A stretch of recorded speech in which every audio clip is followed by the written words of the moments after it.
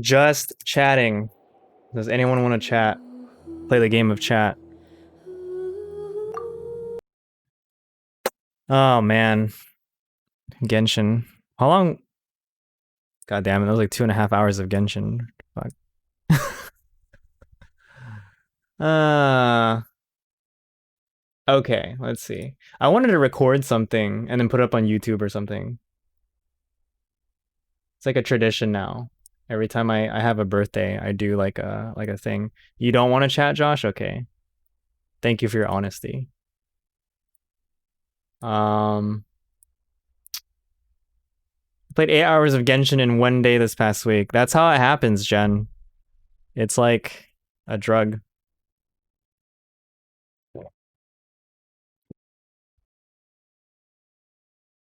Honesty for your birthday present. Thank you. I appreciate it. It's the best birthday present you could ever give me.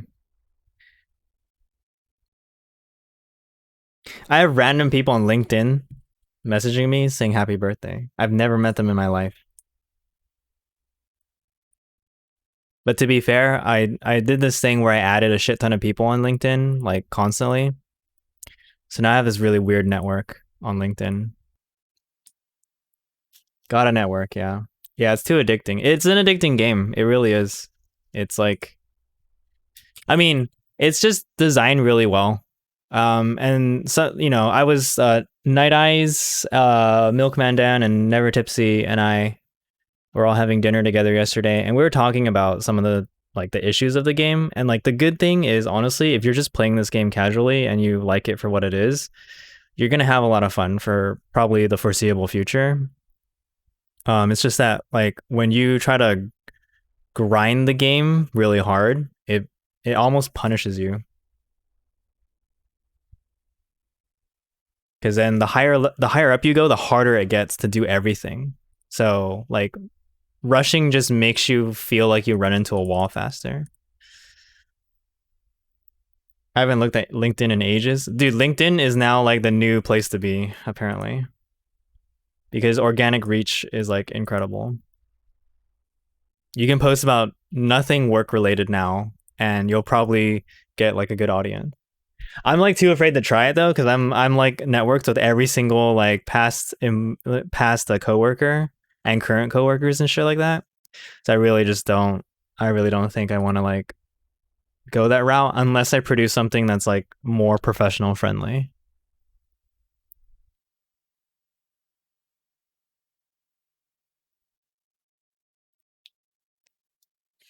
So different from the LinkedIn I know. Yeah, no, like I mean, honestly, Facebook now is way different from what Facebook used to be, right?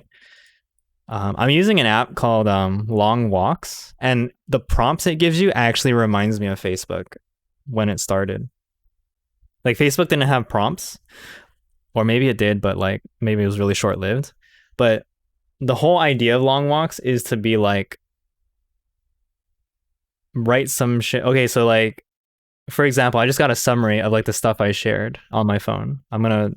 I'll just say it out loud. So it like built a paragraph or two for me. I am lucky to have had the chance to live abroad. I would like to adopt the tradition of pilgrimage. My favorite work from home outfit is a black v-neck undershirt, easy dry shorts, and a hoodie. In a group setting, I'm usually the quiet one. This year, I didn't expect to need human contact so much. When I'm feeling low, I turn to inspirational talks to feel better. I'd give cruising a mountain pass road a 5-star recommendation. So like each sentence was like a prompt that came out each day. And then you fill it out with something. And like only your friends that you've invited to the app can see it. So it's like literally like how Facebook used to be students of colleges and only other classmates. So it was like you kind of kept a tight knit community. Now Facebook is literally like anyone and anything can have a page, and it can spam your newsfeed with like garbage. And if you don't like that stuff, then too bad. Or you just have to hide everything. So, but yeah, LinkedIn is trying to survive as a social media platform. And in order to do so, they must adopt some of the same techniques as Facebook, Twitter, etc. Anything that tries to dominate your attention. So they're going really crazy on the like shareability and organic reach stuff. That's why I haven't logged into Facebook due to everyone sharing everything they see on their feed. It's really unfortunate too because like there's like legitimate value to like to like sharing shit with your friends, you know, to be like, hey, this is really cool, like this is a nice article that I read, or you know, this is a discount that people might be interested in. But yeah, it's definitely gotten to the point where it's too broad now. Like it's very mainstream. That was me up until a year ago. Yeah, like it's, I don't know, it's just one of those things where I don't want to say like you ruin a good thing because that's just really cliche, but it's kind of just what happens, right? Like it goes from underground, secret, cool, prestige network to be a part of to like, oh, everyone's here, so it's not as cool anymore. Whatever, man. So it's like, I mean, the Zoomer thing to say is like Facebook is dead and it's only for boomers. But like the reality is it's mainstream now. And how many users is it? Like 2 billion or whatever. That's like incredible. So that means Facebook is legitimately one of the largest advertising platforms in the world. Now just share all the environmental nature stuff I see into a tiny channel in my Discord server, which only 1 or 2 people look at. Yeah, but so this is actually a really good like concept in marketing when it comes to audience. So if you share it on Facebook and like, you know, I think in general a lot of the like if we were to, I don't know, make a Venn diagram or something like that, I would say the people that I know and the people that you know would probably skew more towards like, oh, we have some interest in environmental advocacy, right? So it's like relevant, but to a certain degree. Like it's like, oh, someone might be like, I like this post, but I'm not gonna do anything about it, or I'm not. Some people might not be like, I'm not even gonna read it, right? But if it's like, if you have a very niche channel, or like your Discord channel, or like a Twitch channel, or a YouTube channel, or some specific community that you've built based on something, and in this case, it's, you know, environmental advocacy, like, sharing that information to those people is much more important than trying to like cast it out into the ocean known as Facebook, or your Facebook like network, because what that literally means is like the people that want to read that stuff will like actually see it. So and that's a marketing, like in terms of marketing, that's something that is really effective for niche products, because like you can't sell niche products to the mainstream purely because of that fact, right? It'll be like, well, I'm trying to think of something that's like not naughty, that niche marketing. Yeah, like I can't think of anything else, but but like I don't know, like yeah, okay, hold on. I'm reaching here. Well, like okay, if you go deep into like anime subculture, um that's what I've noticed. Marketing is not my greatest strength. That's totally fine. It's not sock for fingers. Okay, sock for fingers. Thank you, Josh. Like, yeah, I don't like. Unfortunately, I can only think of stuff that was like really suspicious. Yeah, like not many people are gonna be like super into stuff. Isn't a J idol market a niche market? Yeah, you're absolutely right. I can't believe I didn't even I didn't go to that immediately, especially in a Western audience standpoint. So, in a way, that's why companies that kind of like try to publish that stuff struggle so much here. And honestly, that I've had this conversation way too many times with people, and it literally might just be a cultural problem, or like a cultural mismatch, that like idols, the way J idols work just doesn't work here, and that's unfortunate. That's just what your mind is on. Yeah, I guess so. Unfortunately, can't can't do much about it right now. So, uh, but what was it? I was gonna record another like year in review type of video, because let's see. I think it is also just misinformed and prior bias. You talking about the cultural thing, or my mind?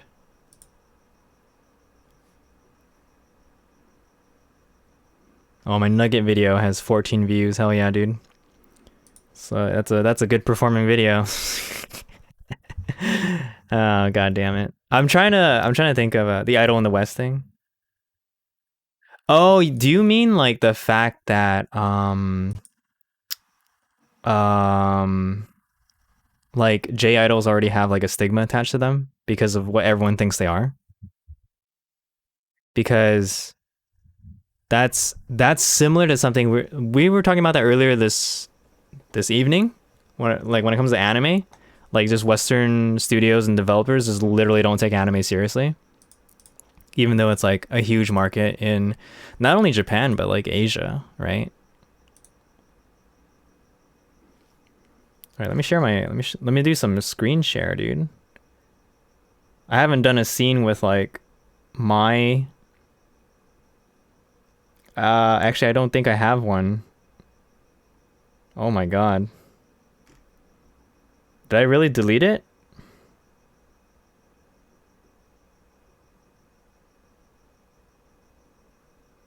Oh, I'm dumb. No, I'm not.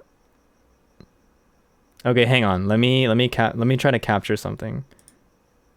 Um, display capture. Copy. Streamer struggles. For real. Like I never do just chatting streaming when honestly I think I should. I'm sorry. This was okay. This was supposed to be a chill birthday meta stream, and instead I played Genshin. um,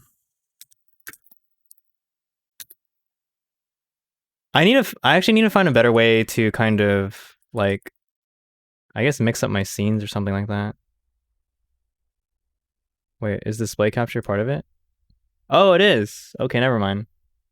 Yeah, I messed that up.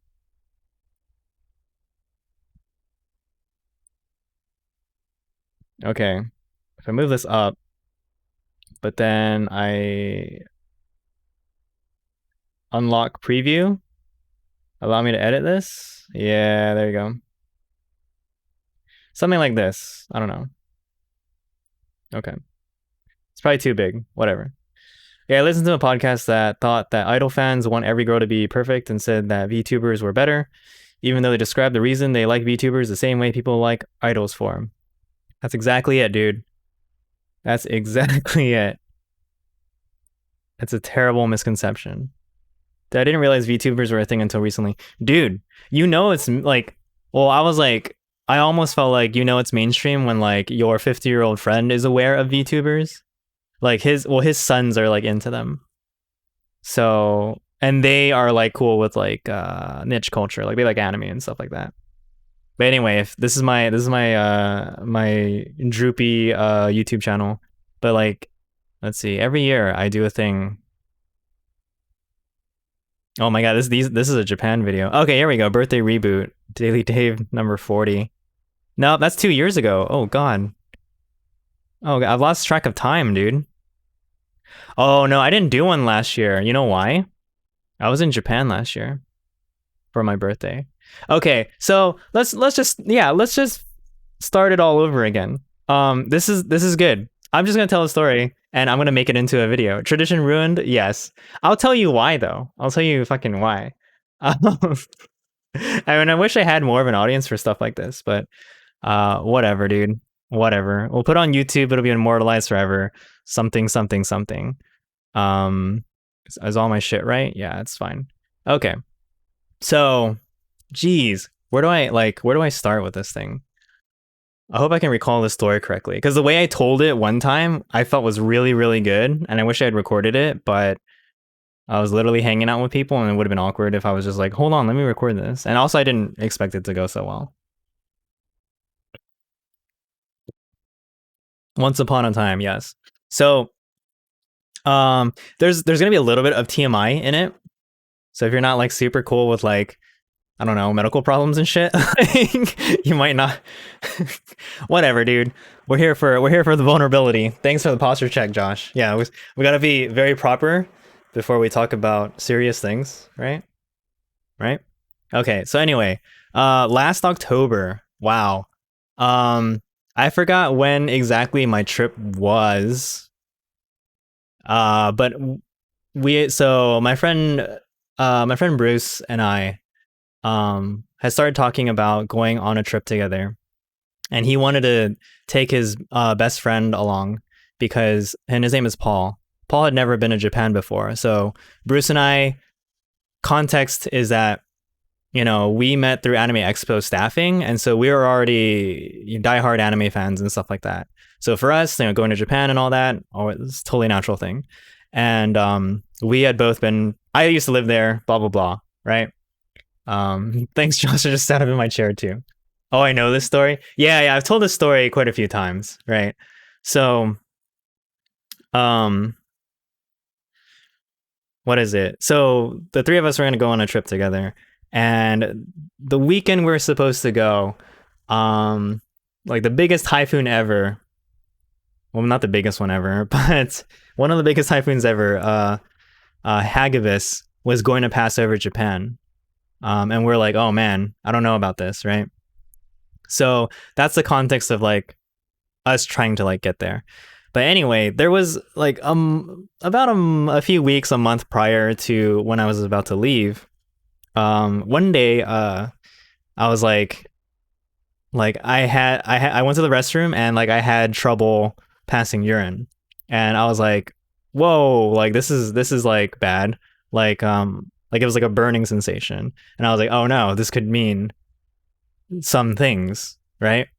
And it was pretty bad, or it was like painful. So I went to the urgent care the next day, and I went over there and I told them what was happening.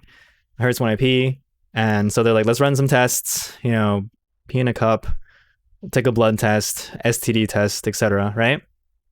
And they're like, we're gonna send it to the lab, and we're gonna we'll let you know the results. But in the meantime, you know, we'll give you some antibiotics because they're very typical. Like we think you probably have a UTI, a urinary tract infection, and so we're gonna give you what's like normally prescribed for that. And I was like, okay. So I started taking these antibiotics, and I feel better. I'm like, okay, great. You know, I'll be totally fine. It's no problem, right? I finished the antibiotics, and then like a week or two later, I don't feel like 100% good, right? And so I start having problems again, and I'm like, wait a minute, this is really weird, right? So there was one night where I couldn't sleep because I was having trouble going to the restroom, and so now I'm like, okay, this is really bad, and I'm getting really close to my trip, right? This was like the I started asking people like, oh, what does this mean? Like, you know, have you ever experienced this before? And they're like, oh man, that's really weird. And the lab had called me, and they left me a message, and they said there were no traces of any like STIs or a UTI. So they're like, and we know we gave you antibiotics, but we hope you're feeling better. So that literally meant the antibiotics were like, I was not supposed to take them, because at that point, well, technically, like I didn't have an infection. And so I'm like, what? But since I had like felt better, I thought, okay, it should be fine. So the second time around, I go back to the urgent care, and I'm like, listen, like I don't know what's going on. And the doctor was like, well, you should probably just make an appointment with a urologist, because, you know, this, like, we can't really figure this out. And it's like, but don't worry, like, guys your age, like, this happens all the time. And I'm like, what? Like, why should I not worry about this? This is legitimately a problem. Like, this was not a problem for me for, like, my whole life. And now you're telling me, like, this is normal? Like, I don't think so, you know? So they tested me again, and the results, when they came back, negative on everything. They even did, like, a pre-diabetic test. Like, nope, that's not it either. I was like, okay, great. I'm glad I made that appointment with the urologist, right? So I go to the urologist, and this is the week of or the week prior to me leaving. So I go there, and the urologist asked me a bunch of questions, asked me about my symptoms, checks me out, and he says, you know, it's probably prostatitis. Guys your age, oof, when you're reminded of how old you're getting. Yeah, it's messed up. Like, I don't know, it just doesn't make sense to me to like say that to someone. But anyway, speaking of bedside manner, So this guy, this urologist, is like, you probably have prostatitis. Do you know what that is? I'm like, no. How am I supposed to know what that is? And he's like, you have an inflamed prostate. And I was like, how does that happen? He's like, I don't know. Like, there can be any number of reasons. Like, maybe there's bacteria there. Maybe you got infected from, it's a secondary infection from something else.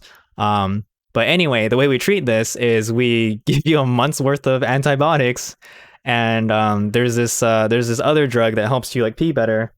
And if it's bothering you, take an Advil twice a day. And I was like, okay. Then he asked me, do you have any allergies? And I'm like, no. And he was like, okay, I can prescribe you ciprofloxacin. So Cipro is a commonly prescribed antibiotic. So I was taking that earlier. And I was like, wait a minute, hold on. When I took Cipro, I had some skin issues because one of the side effects of Cipro is that when you walk around in the sun, or if you are exposed to sun, your skin gets damaged. And like, it was like legit. Like, I like going out for walks just like on my breaks.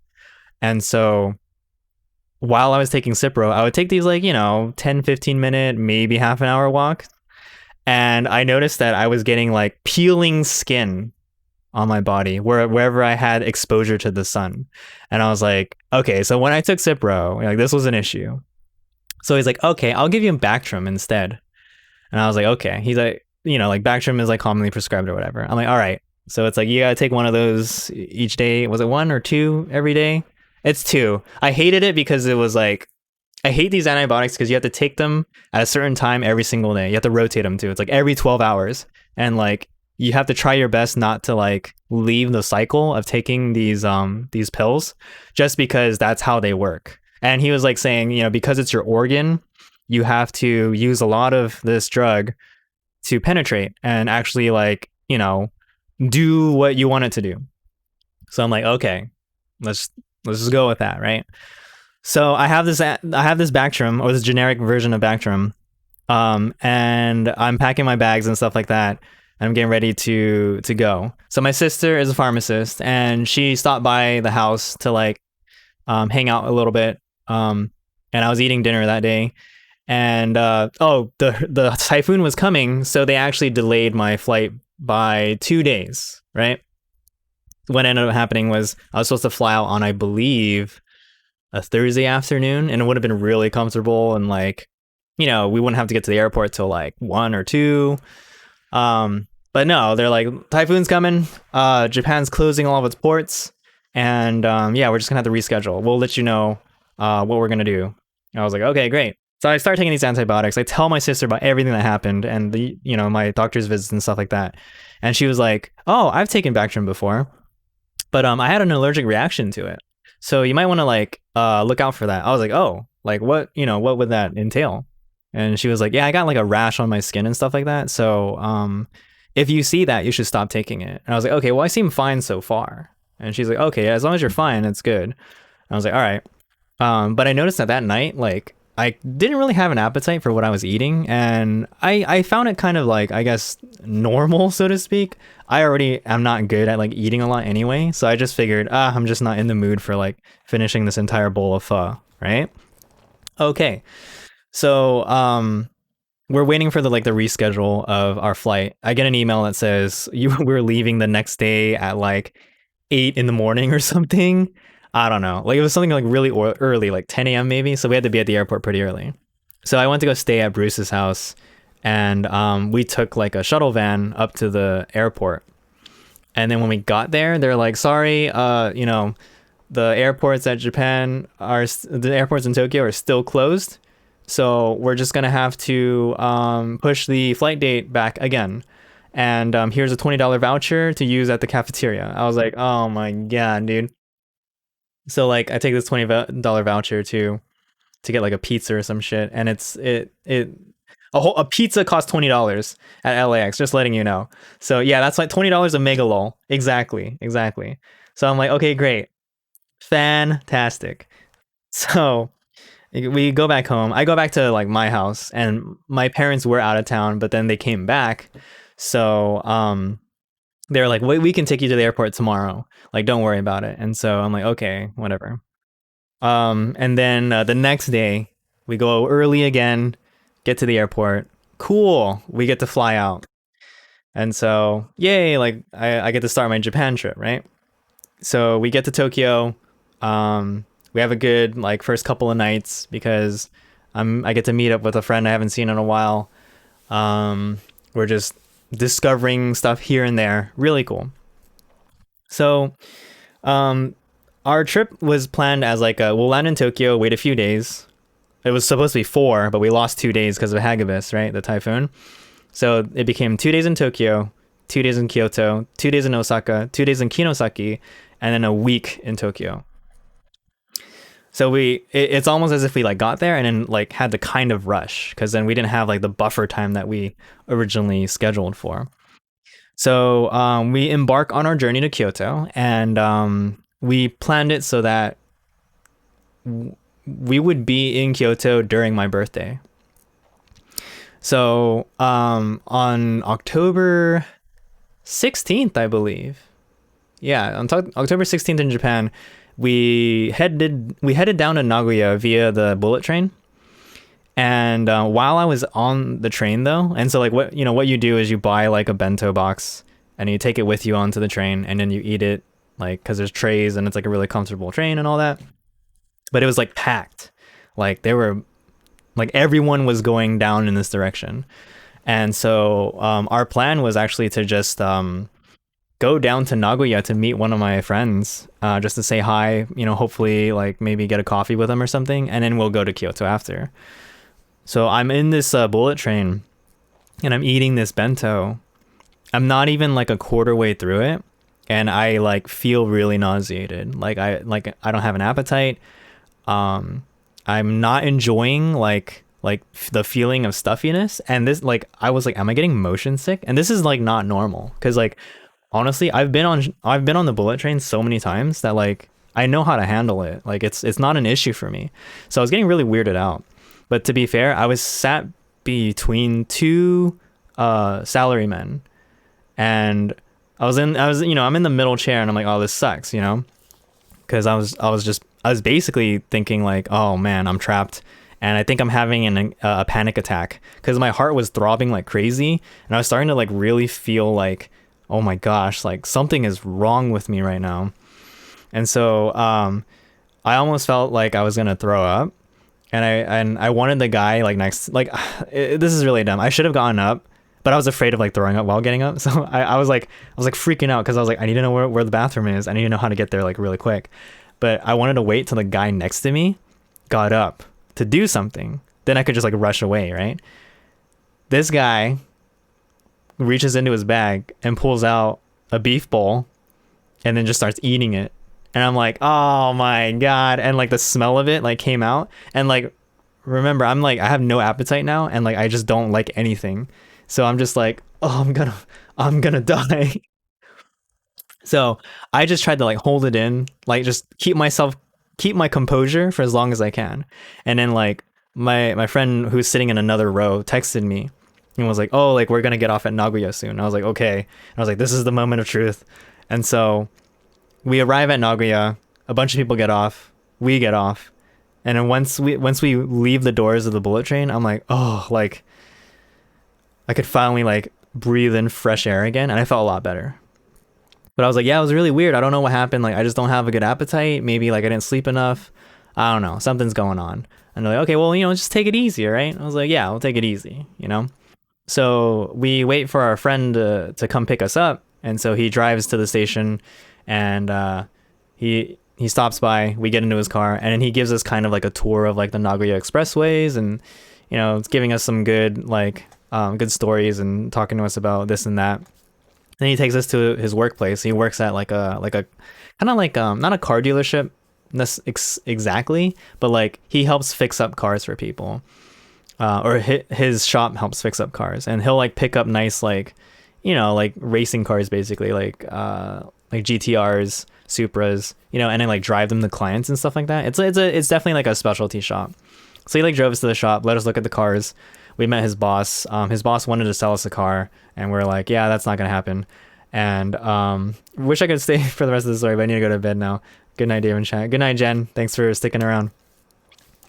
And so Yeah, we're not gonna buy a car. So he loses interest pretty quickly, and eventually it's like, okay, our friend's gonna go back to work, and he's gonna call a cab, so that we can take the cab back to the station and then continue our journey to Kyoto. So we get back to back to one of the main stations, Nagoya Station. No, actually, we use a different station. Oh my gosh, to get back to Nagoya Station, and then we take the bullet train down to Kyoto. And at Kyoto, it was like evening already. It was almost evening. So we went to this like cultural showcase where we saw like geisha or maiko, like geisha in training, and some God, what is it, like poem recital and like puppets and stuff like that. So it was a really cool showcase of tea ceremony. It's a really cool showcase of kind of like traditional Japanese culture, and it's like it fits very well with like Kyoto and tourism. And it was something I had seen before, but I really wanted like my friends to see it purely because it was like, hey, this will give you a good rundown of like what the city is like, or what kind of the attraction is here.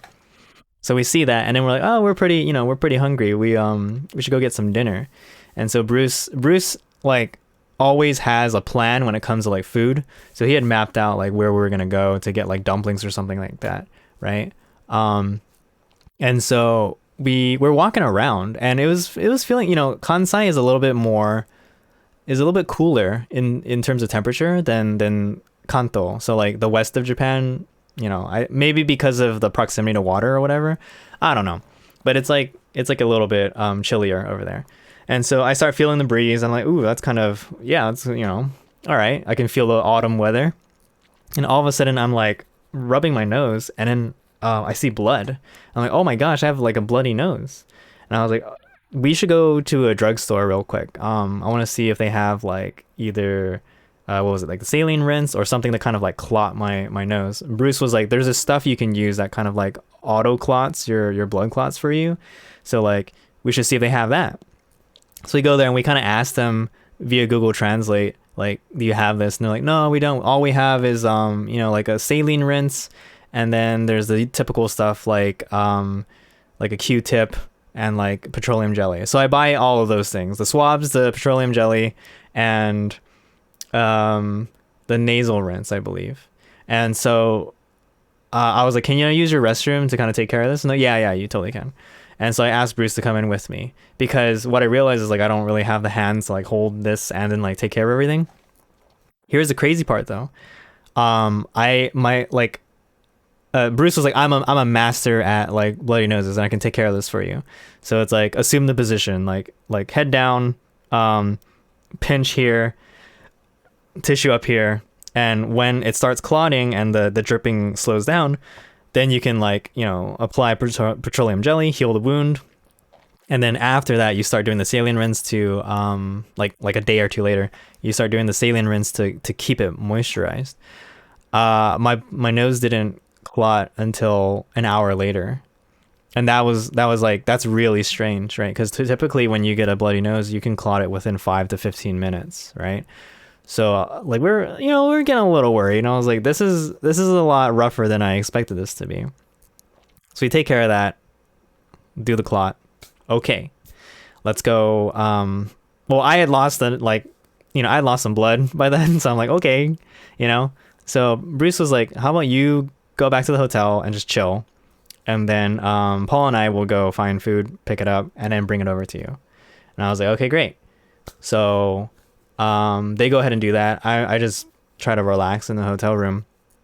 They come back, we have dinner, and it's like, well, tomorrow's your birthday, so I'm gonna take you to this nice tempura kaiseki place, and we can go get your like favorite ramen, and we can just take it easy too if you're not feeling well.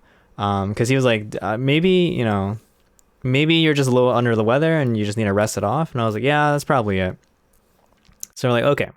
The next day, I wake up and I have a fever, and I'm like, oh no, like Bruce, like I don't know what's going on. And he's like, oh no, you might have the flu. Honestly, you might have caught it like right when we got here.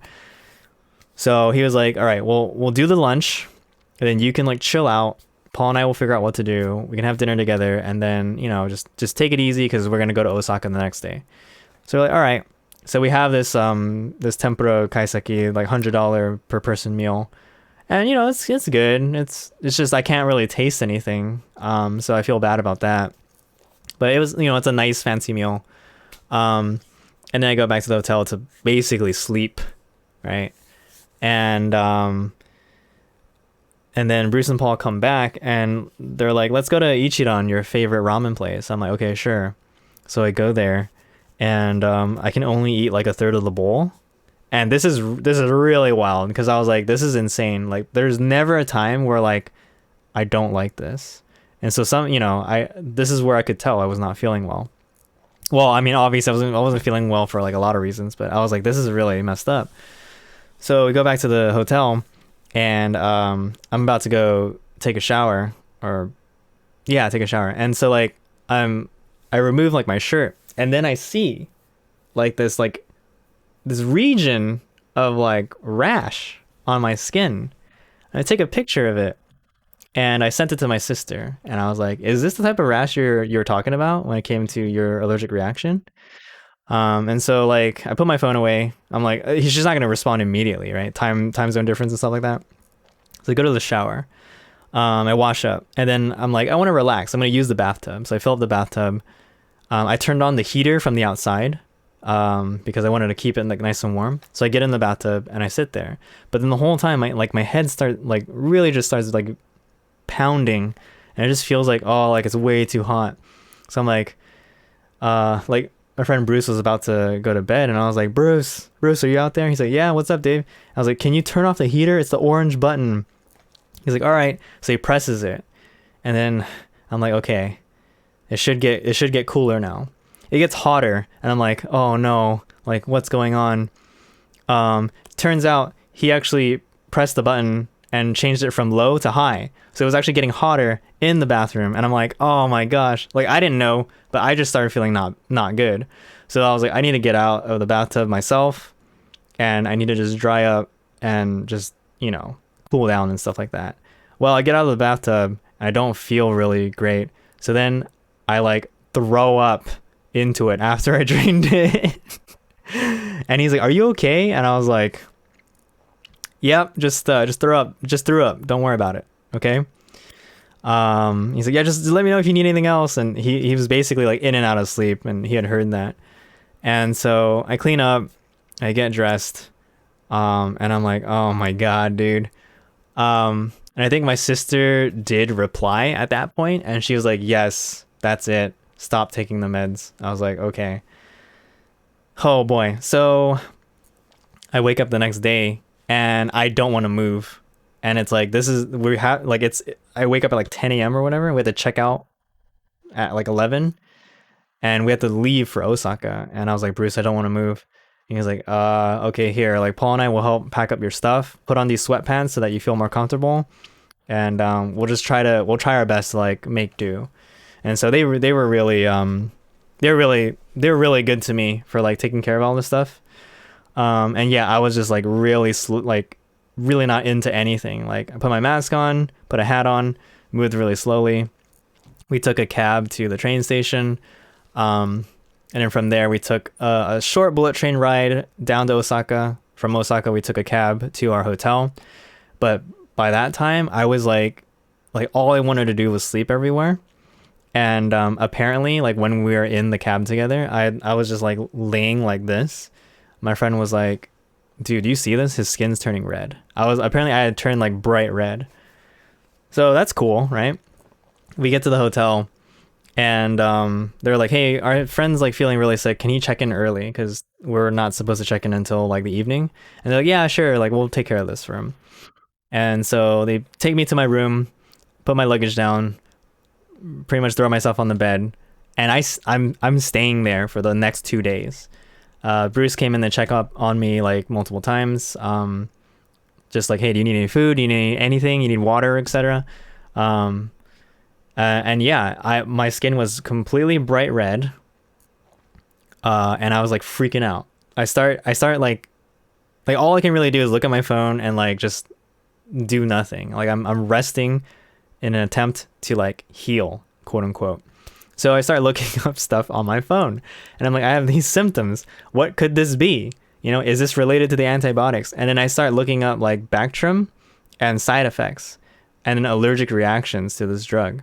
And it's like things such as fever, nausea, loss of appetite, skin turning red, rashes. And I was like, oh my God. Like, I think I have an allergy to this antibiotic that I was taking for like a week straight. And so I was trying to keep in touch with like my sister and like tell her what was going on. And I was, telling Bruce about it. And then at some point, my red skin started turning like the glowing red would go away, but it was replaced by like these purple blotches, and it started looking like I was like a burn victim or something like that. It was really freaking me out. And I started looking up stuff like how much are hospital costs in Japan, like just in case I need to go somewhere, like because it at that time it seemed really like really bad. I was like, what is going on, you know? So I was looking into that, and apparently Bruce and Paul were looking into that too. And Paul said, like, Bruce was like, we might need to take him to the hospital, and Paul was like, give him another day, and we'll see what happens. And I was ready to kind of cancel on the Kinosaki trip because Kinosaki was another 2 hours away, and it's an onsen town. And I'm like, I'm gonna be taking off my clothes and looking like this in front of everyone. Like, this is gonna freak people out, you know? But he came over to my room and said, like, listen, like, just rest it out, see how you feel in the morning, and like if you're really not feeling good, we can just not go. But that night, the last night in Osaka, like I felt a lot better because I wasn't taking the drugs anymore. It was just that like I had this burn victim look, and we went downstairs. We went to go get some ramen because it was like at the hotel lobby they served ramen, and I was like, great. So I was like, yeah, I think it was those drugs, and I'm just gonna stop all of it. He's like, yeah, it's a good idea. It's a good idea if you stop all of it. Advil thins your blood. If you have an allergic reaction to this drug, you can't keep using it. So like, cleared all that out. I'm like, okay, great. And the next morning, feeling pretty good. We go get some okonomiyaki and yakisoba, and yeah, it was really cool. And then we left for Kinosaki, had a really good time there at this like romantic looking onsen town, and it's great.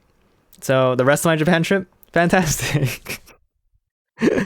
So when I came back, I detailed all of this to like my sister and people, and I went back to the urologist and I was like, listen, I think I have a Bactrim, or I think I have a sulfa allergy. I looked it up, and it's Bactrim belongs to a family of drugs called sulfa drugs. They like, I don't know if it's like sulfur compound specifically, but anyway, they're called sulfa drugs, and there's a family of them. Bactrim's one of them, and the generic version of it is part of that too. And I was like, yeah, so this is a problem.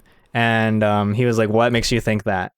And I was like, buddy, like, let me tell you about all this shit that happened and all these symptoms I had. And he's like, it sounds like you have a sulfa allergy. I was like, yeah, no shit, Sherlock. And he was like, oh, but the fever, doesn't sound right. Maybe you had an infection or something. I was like, Jesus Christ. So anyway, not a fan of this doctor. Terrible bedside manner. Because, like, originally, oh my gosh, I forgot about this too, but he was like, I could check your prostate, but that would mean I have to stick my fingers up your butt. But it's not my butt, so I don't really care. And I was like, dude, like, come on. But yeah, I was just not impressed with, like, this whole thing. And he was like, I can give you a different antibiotic. But at that time, like, I didn't really have problems. Like, one time I had pain, and I took some Advil, and I felt better. But other than that, like, those symptoms that I experienced, did not come back. I wasn't, like, 100%. But I definitely wasn't like lower than 80%. And to this day, like, not particularly an issue. So it was really, really weird. Like, I might have just nuked my body, right? Um, but yeah, I was like not happy with the care I got. He gave me some new antibiotics. I didn't take them. I just kept them because he said if these symptoms ever return, then take the full course of the Cipro instead. I was like, okay, great. Looks like the drug fixed the issue, but the side effects might not have been worth. The thing is, I didn't finish the entire course. And so that's like considered not a good thing with antibiotics because, of course, in this case, I talked to my sister about it, and she said once your skin starts turning purple, you are one step away from anaphylactic shock. And that's when you need to go to the emergency room, right? I was like, oh my God. So she was like, yeah, it's really bad that it got to that point, but it's a good thing you stopped because then you were okay after that. So yeah, yeah, honestly, maybe the drug did like honestly, because of how badly it nuked my body, I think, yeah, probably helped get rid of some stuff. But yeah, was the cost worth it? No, absolutely not. Apparently I could have like died or some shit at some point. So, yeah, that's what happened. And to this day, I have certain kind of like gastrointestinal problems that I'm not super sure about. That I think, like I think my gut biome was ruined so hard that I've had trouble kind of recovering from that because only a month like later, I tried to go get ramen with some friends and they had this special like spicy paste. Granted, I'm like really bad with spice anyway. And I probably have like developing problems with acid reflux, but I like had a little bit of this spice and then I felt like I needed to throw up like all day. I had to go to like a 7-Eleven to get some Tums to like, reduce the acid. And then when we went for dinner, we went to Red Rock, and Red Rock uses a lot of black pepper on their meat. And that alone was enough to make me like flip out again. And it was just so bad because I was like, please get me Alka-Seltzer, some soda water or something. Like, and I felt so bad because I didn't want to throw up in my friend's car because he was driving that day. And it was just like, dude, like I never want to do this to people ever again. And like I'd just done it in Japan, like I was like a burden to them. So it was just like really bad. And so yeah, like now I am considering, like microbiome treatments because holy shit, dude. It was like absolutely terrible. So that like in short, that is why I didn't make a YouTube video last year because I guess I almost died and I was in Japan or some shit. So I am bringing back the tradition by making a year in review / YouTube video for my birthday, which is already passed because it's now like 1 a.m. But cool, So anyway, this year wasn't particularly exciting anyway because since March, a lot of us have just been like staying at home. I've been working at home since the middle of March. And yeah, like I took it very seriously in the beginning. I was very against like going out and doing anything that would be considered at risk. Now I've relaxed a lot of those things because as long as you're like masking up, staying away from people, not being in places that don't have good ventilation, just being extra careful is still good. Like washing your hands constantly is good. Sanitizing things is probably good. Staying away from sick people in general, gonna be a good thing. And then I don't go out that much anyway. It's usually just like like a grocery store run every now and then. If I do meet up with people, it's in like a park, outdoors, in their backyards. Not a lot of like indoor activities. So, but yeah, that's it for 2020, and that's my life now, and that's. Celebrated my birthday yesterday or the day prior by just having a small gathering. We did some like homemade Korean barbecue and that was good, and in a way that's like all I really need for now.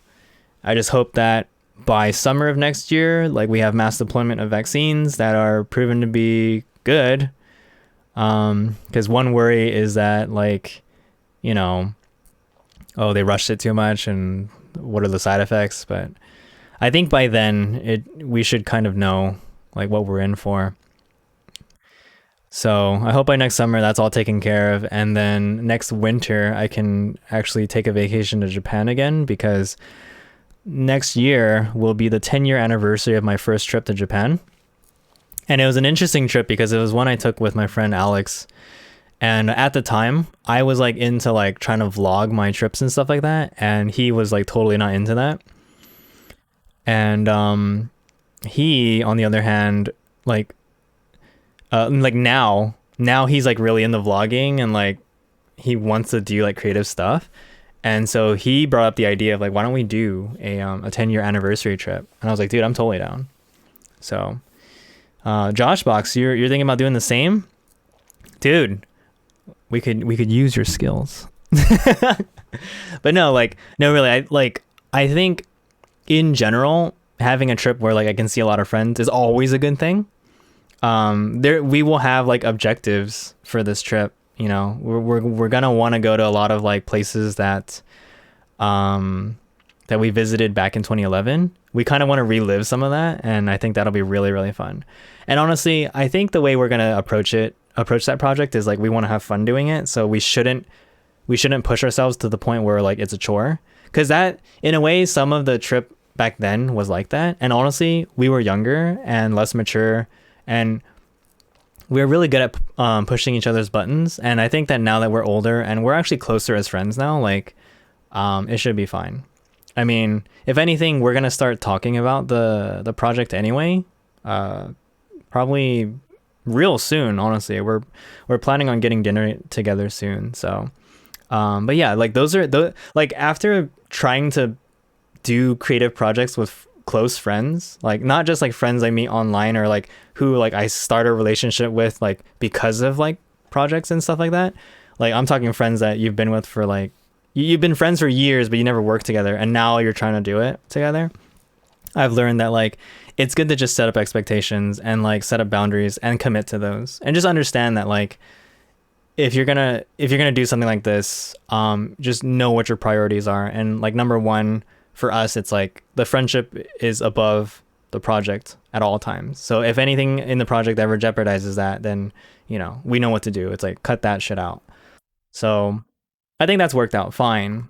It might lead to things like, oh, creative differences, and that's totally fine too. Because honestly, if you can agree on that, if it's mutual, then sure, that's just what happens.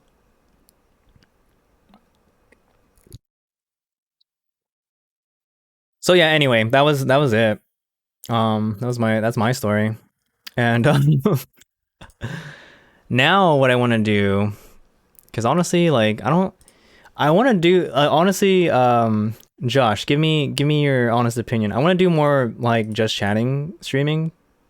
Um, but like, do you think this is like okay? Do you think this is like an okay format, man? Damn, I just got back from helping my mom and I missed it. Yeah, I like just chatting. Okay. Are you only saying that because like you do the podcast? No, I'm just kidding. Honestly, like then again, I only give you this shit because you give me shit. But actually, do you wanna voice chat for a little bit? I find that reacting to some videos helps too. Yeah, dude. Like I thought you were joking about the whole like YouTube react shit, but honestly, like I can see myself doing shit like that, and I'm like, why? You know?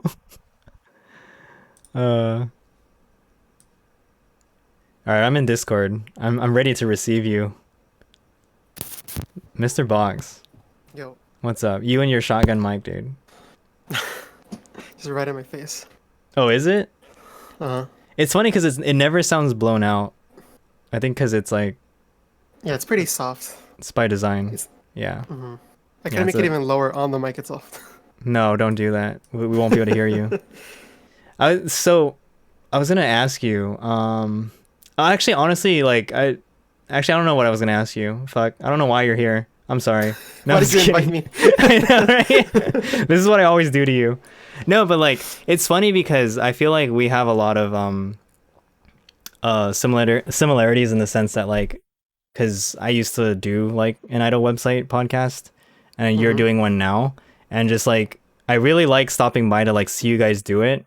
It's just really unfortunate that like I don't have an interest in like Sakamichi hmm um or arguably like current idols, right? hmm um but yeah, like we've talked Back in about my this. day, they were better, right? Yeah, yeah, no, exactly. No.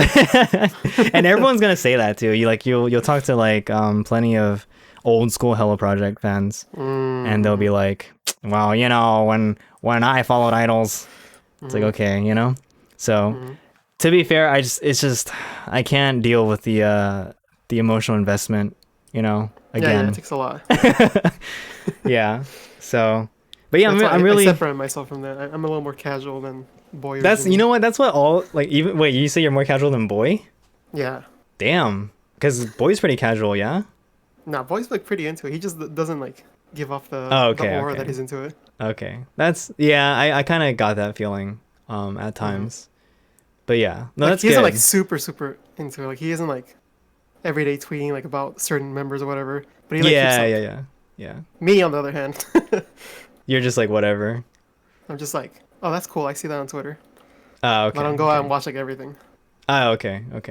Yeah, no, that's dude. It's hard, right, to keep up with all the shows and stuff. Yeah, that's why I don't do it. I'm like, I want to see what like I see like interests me, and if it doesn't, then maybe I'll check it out some other How time. how And do I you never like do. keep up with? Well, how do you keep up with enough stuff to like put on the show? Well, a lot of the stuff I follow is just like a lot of that kind of stuff. Oh, Like, if okay, I like see things you're gonna something talk that I about see- anyway. Yeah, and it's gonna be like all the big stuff anyway. Like nothing small. Like I'm not gonna be like, oh, this person's on this magazine this time. Ooh, gotta keep up with that. Oh, Like, I okay. Now eventually- you gotta download the scans, dude. No, I'm just kidding. I was Yeah, about to I'm ask, not, are you like, playing super Genshin? into Like, that. yeah, you are. I see. Yeah, you're the clicks. Of course, of course. Yeah, no, honestly, like sometimes I think I should just do a stream where I can play something super casual in the background, but then just talk. But then I do realize that with Genshin, depending on what I'm doing, I do shift, like I do focus, Hmm. because like I don't want to like die, and then Yeah. there might be like certain things I have to like do specifically. But Mhm. I've just been trying to have like a more fruitful like thought process when it comes to like how I should handle the stream. Mhm. Because the way I see it is like I like doing the single player streams every Mhm. now and then. Especially if it's a game that has a lot of like downtime. And honestly, that's funny because Genshin does seem like a game like that, but I don't know why, but like I just can't do it with that game. I think it's because you're looking around and you're fighting all the time. Like, Yeah, you're looking for chests or whatever, or doing a quest. yeah, so like it could- sometimes it I just could want take to us cut some every time. bush down that's in front of me. And Uh-huh. so I'm not like super invested in reading chat, right? Mm-hmm. I know for multiplayer it's complete ass. Like I know for a fact that like that's not what I want to do in terms of like a streaming identity. Oh, okay. Like I You'd rather literally do don't single want to player? I literally don't want to stream Call of Duty anymore. because like no, don't get me wrong, like I like playing the game, right? Mhm. But it's like this doesn't do anything for anyone. Like Mm. my shit tier play, like and like not paying attention to chat, and then Mm-hmm. and also like I don't want to do a disservice to the people I'm playing with either, because like just the whole idea of like, oh, like thanks for the follow, you know, while I'm on Discord comms, like is really uncomfortable for Feel like me. you can't split your brain between both of them. I mean, I've tried, and honestly, Genshin makes this hard because it doesn't recognize the hotkey I have bound for like not saying that shit. So it's really dumb. Call of Duty does, but honestly, I'm not gonna like. Did you just do something for me? Oh no. Yogi just followed. Thank you. But yeah, in this context, it's fine because I feel like, you know, we're just gonna And chat. concentrate. Yeah. Yeah. It's like that time we had that 4-hour conversation on and offline after your podcast. Oh yeah, I remember that. Yeah, We were like up I to, like I how love long? shit like that, dude, because Uh-huh. that's what we used to do. We used to do a podcast and then we might play games together and then we would like just chill, you know? And I honestly do kind of miss that. I mean, I've always can missed see it. that. Yeah. Because it's more like one-on-one. You can fully concentrate, and even like when streaming, like the just chatting section is just for that you and chat communicating. But I Yeah, feel yeah, like exactly. For a lot of Exactly. people, it's like you kind of need people to talk back to you, right? Yeah. So that's yeah. the hard part about. The That's just chatting, that's which why is- originally I didn't want to get into just chatting because I don't have an audience. So so it's literally just gonna be like, hey, I'm just gonna talk into nothing for about an hour straight, right? I'm gonna make a YouTube video for 6 hours. Yeah. Time to get a stream deck. Dude, if I God, like Well, I I've have a talked Stream about this Deck. before. I recommend it. You recommend it? Uh-huh. Fuck. And you Not guys the don't XL, even though. XL I feel like isn't worth it. really. For what I do, I don't think. Oh, it's worth okay. Wait, Josh, do you do stuff on your own at all? Or do you only it. do Yeah, well, slow? I have my YouTube channel. But you haven't No, updated it in like fucking ages. Oh, excuse me, I uploaded a video like 2 days ago. Oh wow. Wow. Like just my luck, dude. I was like hoping to. I remember I looked at your 1 day ago. Murasa Saya photo book. Dude, I was like awkward, yeah. Dude, no, I was literally checking out your channel the other day, and I was like, Uh-huh. fuck, like Josh hasn't released anything in a while. Like I should go haven't. ask him about it. That's true. Yeah. It's Fucking just Genshin, dude. busy with Genshin. Yeah. Busy with family stuff. Busy with slope stuff. How are things, by the way? Like, how are you doing? Dang it, my character died from falling. Gotta get that Oh, what death counter, dude. No, how are you? How are things going with you? They're alright. Going to school. Out of work, but right now just trying to concentrate on school and YouTube stuff. And Is that like just okay enjoying with myself. you? That I mean, like, are you gonna be all right without like work? financially, Yeah. yeah, I live with my parents, so that's fine. Okay. I Um, think a lot of us live with our parents. yeah, So yeah. like, Unemployment helps a little, okay, okay. but that only goes so far. Yeah. That's only gonna last so long. So. Mhm. And it's hard to find like jobs that I know how to do here in this Oh, area. where do you have to go to do those jobs? Or where It's is it more usually popular? closer to LA, Oh, right. Right. but Yeah, I then know. LA is LA. Yeah. Jeez. And it takes you like what? At least an hour, hour and a half, maybe two. Yeah, it takes me like an hour or something. Jeez. So like that's Uh, not like the perfect option. Yeah, that's definitely And not then online, I feel like doesn't pay as much. Oh, definitely not. Like I was looking into how much do people charge for like editing your videos? And it's not like, okay, so from the streamer's point of view, it's still like a lot in the sense that like, oh, like I don't make any money, so like why should I pay money for someone to do something, right? But at the same time, like I guess if you like broke it down, like it's definitely not full-time job wages, Yeah. like ever, right? Mm-hmm. So Yeah. sometimes I wonder about how things are gonna like work out in the future with like creative jobs, like certain creative jobs. Like when you can hire someone on Fiverr for like $25 for like a simple project, like what's gonna happen to all the like professionals that are doing stuff like this? Yeah, well, I think once you get to a certain level, you see like the difference between a professional and someone who charges Yeah, $25. I mean, but this is my problem, right? Is that I think we're like destroying like I guess the quote unquote middle class of the profession. Because you can't be like average or like mid tier anymore. Yeah, like how do you transition to that point, right? Yeah. Like the gap gets wider. So how do you go Like there's from an easier entry point, but the entry point can only exactly go so far. exactly like you're moving the goalposts, right? Like it's so easy now to be a beginner video editor and get hired for like $20 a project, which is like ass, right? But like how do you go from that to like an actual salary and working in the actual like industry? Well, I got lucky because I got hired like just straight out, and like I barely knew how to edit. Like, I Oh took wow, classes in high that's school, perfect, dude. and then like they're like, yeah, like we enjoyed like your personality and everything, so like we'd rather like Hell teach yeah, man. you up The and get Mr. someone Box who, like, personality. rather teach you up than have someone who we don't like working with. Mm-hmm. So they like taught me up from scratch. I realize that matters a lot too. Yeah, for Like sure. I think one reason why my office really likes me is because like I am likable, or like I am nice to everyone generally.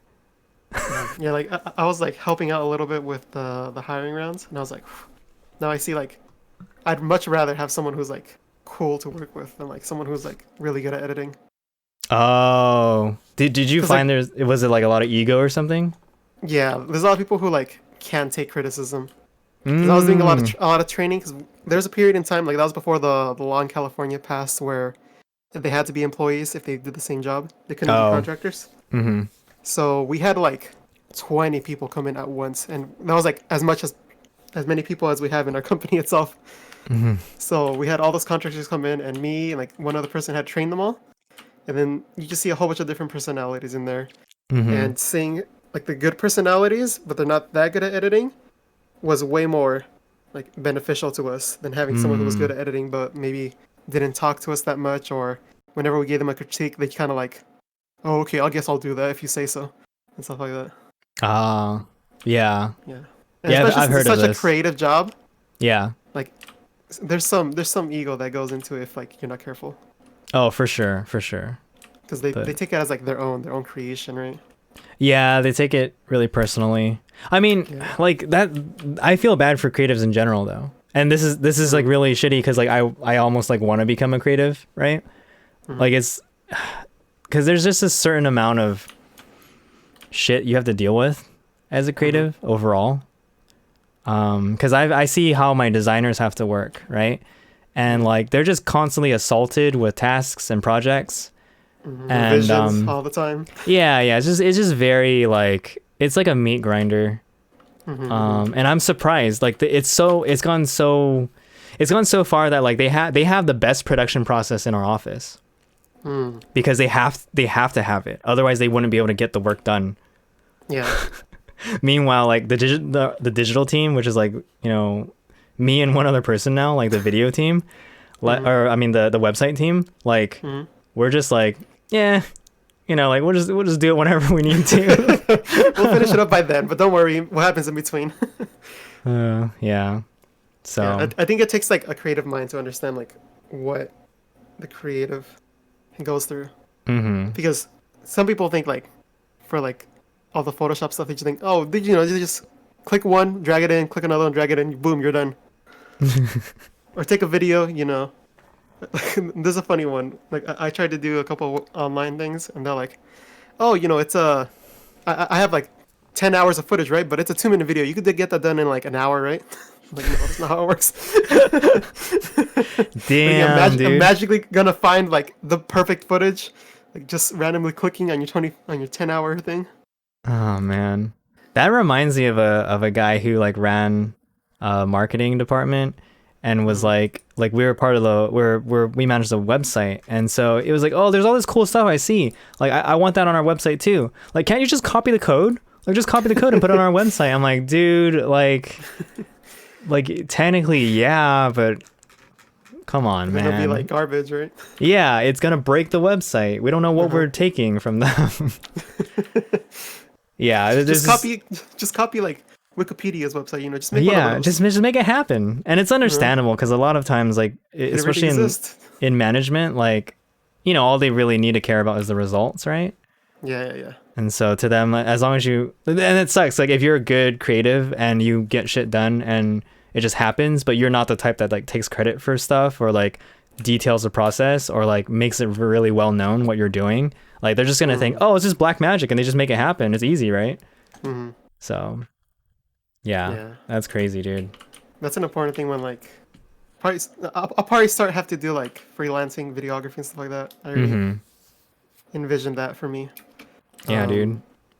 You gotta start doing like, okay, one of my ideas, what's up, Defer? One of my ideas actually is to start making like blank in a nutshell videos for other streamers, because like give me either an example. So there's some old shit that like that I used to watch. Actually, you probably don't. Did you follow StarCraft at all? No. Okay, so like there was a YouTube channel called Light Gamut. I think it was like Light Gamut before, and they made Destiny in a nutshell, MLG Providence in a nutshell, Artosis in a nutshell, White Raw in a nutshell. Like these are all like famous names and people in the StarCraft 2 like era, and those were like hilarious to me because they're basically like these summary meme videos of these people.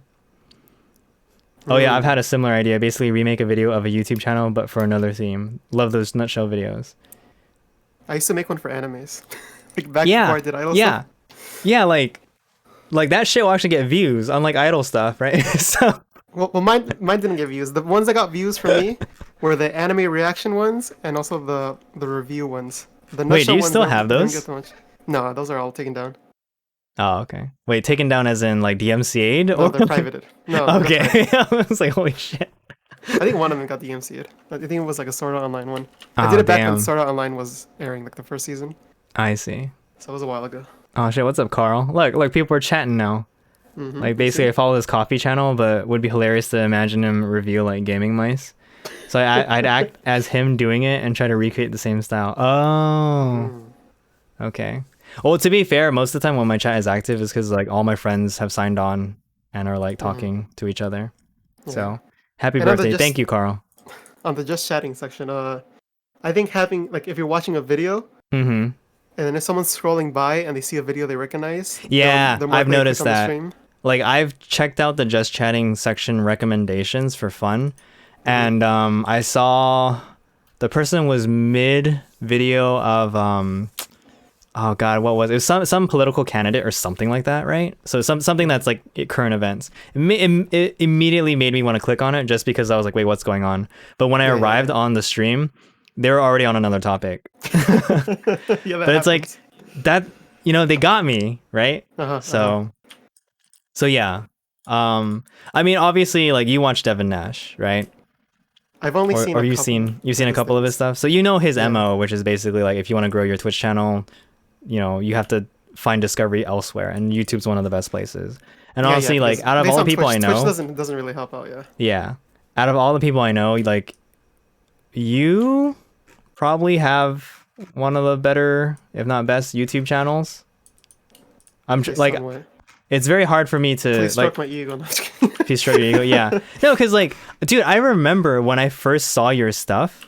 Like, I think I was in Japan, and I was like, this guy actually makes the videos I wanted to make when I was like running a website. Mhm. Shout out the channel. Oh, I sent the link for like purely your videos, but you can go to like home and shit. Oh, is that my? That's my old like. I can't believe that channel name is still like that. I don't think maybe we'll Joshbox change that, right? Photography. Yeah. Oh yeah, are you partner? YouTube partner? YouTube? Yeah. I think so. I don't You have the should be able to channel change name, so it. maybe. I Oh, would I think gotta try it out. you could, but Yeah. the bottom scrap of just chatting can be so sad. 0 viewers, girl just staring at her screen. So, are we doing a video watching stream? Probably not tonight, unless it goes long enough. Actually, what I really wanted to do was I wanted to go raid Milkman Dan and then wish him happy birthday Oh. because Is it a day apart from you? yeah, we're 10/17 and 10/18, so like it's always a thing for us to like, or it's always a thing for me. I don't know if he ever actually remembers when my birthday is. He should. It's like super easy. I know, right? It's super easy, but yeah, because he's still online, but like, and I know he'll probably go late, but I don't know how late. So Yeah. raid Shadow Legends. God damn it! I was ready to spam shit. I mean, you still can. Do you want to rate my computer build that I'm gonna make? Oh hell yeah, dude! Oh, Carl, post up your build. Is it on PC Part Builder or Part Picker? Hell yeah, dude! All right, we're doing it, Josh. We're going into I need to make one soon, so. You need to make a It's fine, PC yeah. soon? Yeah. Oh I think hell so. yeah, dude! Everyone make a PC. Let's do it. Probably by Ignore the next video year. card. It's a placeholder. Okay. Ryzen 3900 XT. Jesus Christ, what the fuck? I'm not super up to date, so. What are you gonna do with this computer, Carl? Computer, Carl. God, I'm like mixing up all my consonants. Oh damn, premium Noctua cooler right here. Asus ROG Strix X570 Mini IT. Oh, you're going Mini ITX. Oh, interesting. That is interesting. That's dedication. Future proof, Especially make it with last small 5+ face. years. Play Minecraft. Hey man, ray tracing is real, dude. Uh huh. Minecraft, you know, you got Fall Guys. All the big Does Fall games. Guys have ray tracing? I don't know. Minecraft does though, so that's why Yeah, I'm yeah. like, okay, fine. But honestly, ray tracing is just like it's just like 5G. Like everyone's selling a 5G phone this year, but honestly, who gives a shit? Yeah, because it isn't implemented fully yet, right? Yeah, not very well. Well, you literally have to be in the middle of the city, or next to like a specific node. But eventually, we'll have a large scale deployment. But this is just like when 4G just came out, or LTE, and it took them like 5 years, you know, to get to a point where It was pretty much actually everyone could have usable it. everywhere. Yeah. So 5G is gonna be the same thing because they have it's expensive especially, to deploy. especially in America. Yeah, especially here. This computer I'm on is from 2012. I love my 2600K. Oh my god, dude, Ooh. I have a 2500K, and I know what you Oh, mean. do you? on my old machine, Oh, okay, okay. the one that I'm Right giving now? to my dad, which I literally haven't finished yet. Because I have to image his I want to make it seamless for him because I'm not gonna make my dad do any tech stuff, right? Yeah. So when he's like out of town or something, I'm gonna copy his entire hard drive into the new PC, and then he should be able to use it. But yeah, no, the 25 like the Sandy Bridge processors are fucking great.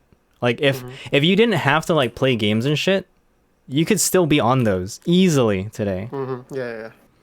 Like just for general web browsing.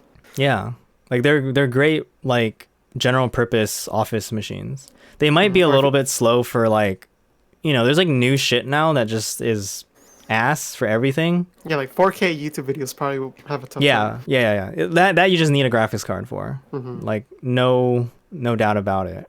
But like I play this game called Stream Raiders on my browser, and it's like built in Unity, and it's literally just it's supposed to be social interaction with streamers. Now I literally like farm it like it's some sort of game that I need to like get good at, which is really dumb because there's no point. Do your dailies in Genshin? Do your dailies in Stream Raiders? There's no dailies in it, but it's like you earn gold and you upgrade units. And like I originally did this purely because like I wanted to like simp for this one streamer and like help her army out. Now all I care about is joining other people's campaigns and like destroying shit. And it's not even active. You just place units.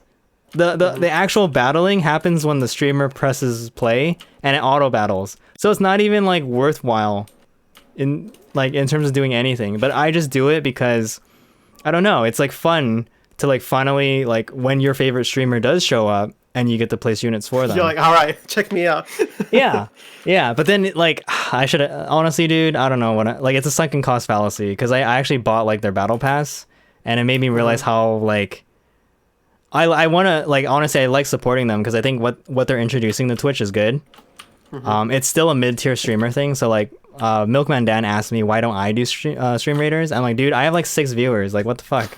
Like you think people are actually gonna like do this thing? But anyway, back to Carl's computer. Fuck. this is perfect. This is how XQC runs a stream, right? This is how you can stream for like fucking 12 years, right? Or 12 hours. Say, like why what aspect of the person you simp for do you like in terms of their streaming setup? Actually, so at first glance you're gonna be like, oh, she's a cute Asian girl, right? But to be fair, she's one of the people I feel like puts the most effort into her stream, because the thing is, she plays games, right? But she's really, really big on interacting with her chat. And that's a huge plus for anyone who like wants to connect with the streamer. But also the layer on top of that is like scene transitions, things that like make her stream look dynamic, like as she is streaming, right? Like, so you're talking about the Stream Deck, right? She's the one who recommends the Stream Deck XL because she's like, at some point in time when you're streaming and you're trying to make stuff like this, you're gonna run out of buttons for sure. So you might as well get the biggest one you can. But it's basically like you can go there and like my favorite part of her stream is just chatting, because then she plays a game I have no interest in, right?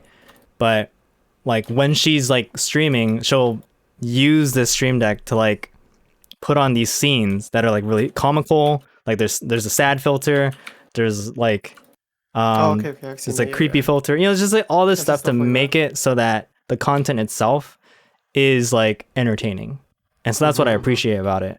And honestly, like, just be entertaining them, Dave. Forehead. Yeah, just be entertaining, forehead. Exactly. And I've thought about it and I'm like, God, I'm in between like a rock and a hard place, because it's like I don't want to invest money into improving the stream. Because it depends how you look at it, right? If you look at it like as a hobby, or if you look at it like as a potential yeah. And that's the thing. I would be lying if I said I never had visions of grandeur, right? Yeah, of course, yeah. But as a hobby, it would be fine. It's just that I'm still trying to find my footing, because I honestly am not digging, like, it's ironic I say this right now, but I'm not digging the late night streaming, because it's like very, I mean, it's not ruining my life necessarily. If anything, I'm ruining my life. But like, I don't like the fact that like I try to go from 9 to 12, and it's usually 9 to 1. And then I have to be honest with myself. I need like a cool down period. So if I had to cool down for like, and I go take a shower and stuff and get ready for bed, like I'm not going to bed till like 3 or 4 every night. Yeah. And that really ruins everything for me. Happy birthday. Thank you, Proto. My guy. Because you don't get primetime viewers. Yeah. Late night streaming sucks because you don't get primetime. Milkman Dan said this too. He said we're in a rough spot because Pacific time is stuck in a spot where all the East Coasters abandon us, and anyone who's not a degenerate on the Pacific coast or on the West Coast will like, they're not going to be awake for us either. All right, time to go for all the European viewers. Basically, yeah, like defer right here. Like I gotta start simping for the EU. Welcome to Fight Club Day. What? I only hope to get watchers. Oh, the only hope to get watchers are EU and Oceania. Yeah, Asia is another one too. Yeah. What is it? What is the time in Tokyo is like the evening. Like it's almost 6, right? So yeah, that's fuck, dude. Better learn how to talk European. Yeah, we Insomniacs have Fight Club. Oh, okay. We know what's a really untapped market, and I wish this is not something I can do anytime soon. Mandarin speaking streamers on Twitch. Oh, I see there's a couple. I literally can't do it. Is it too much? No, my Mandarin's so bad. I wish I were fluent in like Cantonese, Mandarin, even Japanese, dude. Even if I could get a Japanese audience, that would be interesting. Your Asian market, but Proto, you're in wait, actually, yeah. Where are you? Are you in India? What part of India too? Like what time zone are you in? I streamed on Mildom once. Was nervous as fuck. Yeah, but that's the thing. Like Mildom is also dominated by like Japan only. Like I'm trying to think of like a niche within a niche, which is like yeah. Yeah, like the Japanese market isn't that big on Twitch. Yeah, exactly. I mean, they're there. They exist. Oh, Indian is India all one time zone?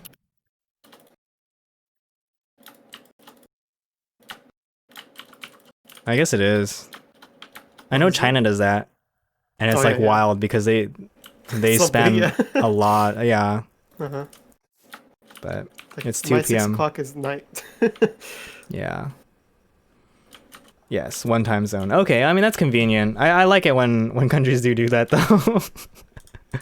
It's just rough for like until like someone says, "Oh, just get it, 8 o'clock in the morning." All right, that's in the lunchtime for me. Yeah, okay. WTF? China has one time zone. Yeah, it's China Standard Time. It's crazy because most of China time is, it fits really well for the East Coast, right? But 10 p.m. in Xinjiang, which is the western reaches, right, is literally like the sun is just about to set. So yeah, you have that problem. So yeah, at the very least in the States we're broken up by 4 distinct time zones. Yes, including Hawaii. Well, it's East Coast. We have Eastern Standard, Midwestern, Mountain Time, which is like kind of a weird one. Wait, Mountain, because if we're 3 hours apart from West and East, 5 technically. Fuck. Yeah. Okay. Is Alaska in a different time zone? Probably.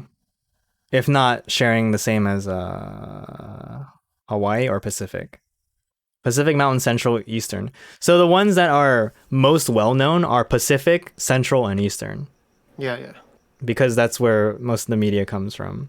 But yeah, like we do have more distinct time zones, but like the ones that people care about are P, C, and E. The fucking Earth, dude. Yeah, the important. I hate to say that because it sounds so fucking like, what do you call that? Commonly used one. Yeah, the most commonly used ones.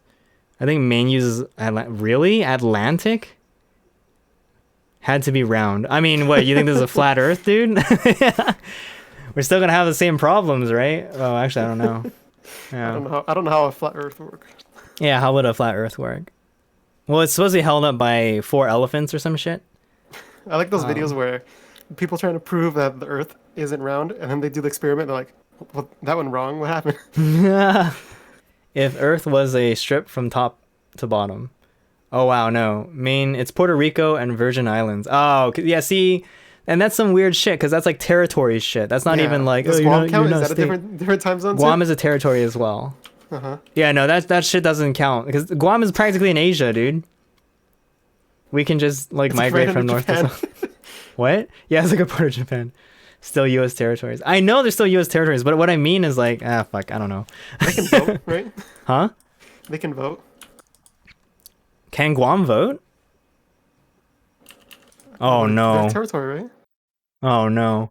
See, and another thing I thought about was I love talking about politics, but I don't think that's a section I ever want to get into. Yeah, because then you have to like pretty much stay on that section most of the time. Yeah, and then like from what I hear, it like, always comes up. It always comes up, right? Yeah, it'll come up, and that's fine. I'm okay with it coming up and like maybe expressing some opinions, but like from what I hear, it's really brutal to be in the politics because culture. it's so like because it's so personal. Right? Yeah, exactly. Yeah, you can make a lot of money, and honestly, like I have a moral / ethical problem with it, and this will be an issue if like I ever like if I take that view with everything, I literally can't do anything. But what I'm saying is like most of the popular media producers in politics are grifters. And what I mean by that is they literally just make money by in my opinion, misinforming the public. Like to be a pundit. Baiting them or what? Yeah, by baiting them, by kind of skewing things a certain way. So rather like their own agenda or like well, it's not necessarily talking. Like their own agenda, like their personal agenda, but maybe the party that they represent. Like it makes sense in this, like from a simplistic standpoint, it's fine because obviously you're gonna have left versus right, or like Democrat versus Republican. But what I don't like about specific, and this is something I'm trying to find out more about because like there's way more nuance in politics, right? But when you follow these specific like grifters, I feel like all they do is like stick to the same talking points and try to apply that to everything, and it just to me it doesn't make sense. Like it's not healthy for the discourse of politics. I mean, I'll give you an immediate example. Like there's like a Ben Shapiro, right? Like his whole thing is like it's pretty straightforward. If you go to his videos and try to find out what he's about, it's like, oh, like government's job should be this and that, right? And just apply this line of thinking to everything else. But that's kind of like the meme like libertarian view of like just like regurgitating the same. Just let the states topic. handle it. Yeah. Just regurgitating the same talking points, but it's like this doesn't apply because of all the other variables involved. And unfortunately, like I mean, I've gone down that rabbit hole, right? Like I would be like, oh, this guy seems really smart, and then it's like, well, he says the same shit over and over again, and then it's like, you know what? I don't think I don't think you can apply this to that. So that's how I feel about it. And the worst part to me though is the whole like to get the views and to get the loyal following, you have to beat the war drum. This is the part I have the biggest issue with. You have to be opinionated, right? You have to be really you have to be opinionated. And I get it. The algorithm encourages it, and you can blame tech companies if you want to, but it's just a bigger problem overall for the health of the culture of the country. Now, I clearly have some views that just a lot of people won't agree with, but like I understand that in order to like maintain stability in the country, like the populace kind of has to agree on certain things, right? And I feel like we've gotten to a point where like you can't get that anymore. Like where it has to be left versus right, it has to be red versus blue. Yeah, there's no like middle ground, right? Yeah, it's either people take you serious for one thing or another. Yeah. And so these grifters take advantage of that by going like if you ever go to a Ben Shapiro video, it's like count how many times he says the left, and and to me that's like really indicative of like, okay, like they just want to make it like a political attack, right? And to me, people who do that on the left and on the right are part of the problem because they encourage discourse that further divides the American populace. And honestly, that just makes things worse because then we'll never be able to agree on like how to like move forward. And then in a very extreme scenario, like we'll go to civil war. But will that ever happen in our lifetimes? I don't know. You know, we can't predict the future. So anyway, fuck. I was So gonna say you the fact that they're so opinionated is what attracts people. Oh yeah, of Because course, of course. If you're in the middle, then people might watch you sometimes. They might not agree with you some other points, and if they don't agree with you, they're not gonna watch you. Yeah, So I feel like you have to be one way or the other yeah. for So stuff like that, especially. yeah, and I can't fucking do that. I can do that for Yeah. other topics where like the stakes aren't as high. But yeah, talking about Like politics, a like, non-political person that I could think of that does that is like Gary Vee, right? I fucking love like- Gary Vee. Yeah. like I used to watch him, but then like if you like really think about it, he really just says the same thing over and over. Yeah, and he admits it too. I love that Yeah. he's actually transparent about it, and that is why I like him and Devin Nash a lot because they are the same. Like Devin is a fan of Gary Vee, and he also says he like stopped watching him because yeah, he literally that's what he wants to do. But the whole point is that I need to create content that like is evergreen, will reach someone. But I am like very real about what it's for. Like once you get past that point, like you don't need it anymore, and that's the whole point. Like, and that's actually counterintuitive to like people who kind of make a living off of stringing people along, right? So, I don't. Yeah, this is really interesting because it's like a philosophical view on how like what kind of a content creator you want to be, right? And I feel like political grifters are really good at keeping people strung along because there's always something new to complain about. Look at what look at what the Democrats are doing today. Look at what the Republicans are doing today, and it's like, fuck, dude. Like, But I feel like that's with everything. Like I feel like you do have to have a strong standing point.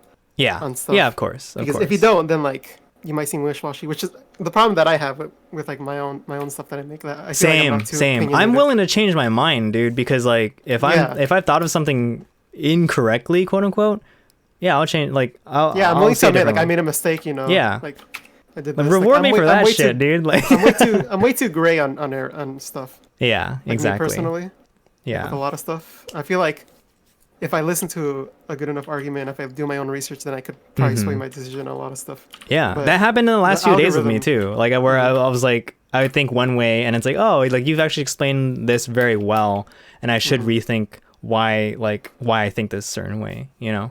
So yeah, especially when it comes to like politics, like that's not a minefield I want to navigate because Yeah. I will easily change my mind if I find sufficient evidence to do so. And I'm also not trying to tell people like how they should think either, so fuck that. But that's the thing that gets views because people want to yeah. see Yeah, that yeah. opinion instead of saying Yeah. like someone who's like beating around the bush. All right, I got Or it. at least in New their video eyes. idea. Air cooling is better than liquid cooling always. Change my mind. Fuck your liquid cooling bullshit. Oh no, I have liquid cooling. Yeah, you're a fucking idiot, Josh. Don't listen no. to Josh Box. Maybe I'll Dave tell- is right. Maybe I am. Yeah. Yeah, exactly, dude. Oh my god. But no, really, like if it like my real opinion on that is in general, don't bother with liquid cooling. If you're on the fence, like if you have I feel like if you have to ask about it, you're more likely than not to be better served with air cooling. Yeah, I think at this point they're like pretty equal. Yeah. Yeah, it's just purely Like before, it used because to be like liquid was like, oh look at all this technology it has in it, but now it's yeah, like, yeah. okay, Liquid whichever. liquid was literally just like the way to flex, and honestly, for like extreme gains in overclocking. Now, like components are so much better built, or like they have such better efficiency that air cooling is the way to go. Just from a cost perspective, because like an AIO is great. Don't get me wrong, an AIO is fine, but it does the same thing an air cooler does. So you're literally introducing more complexity into a cooling solution.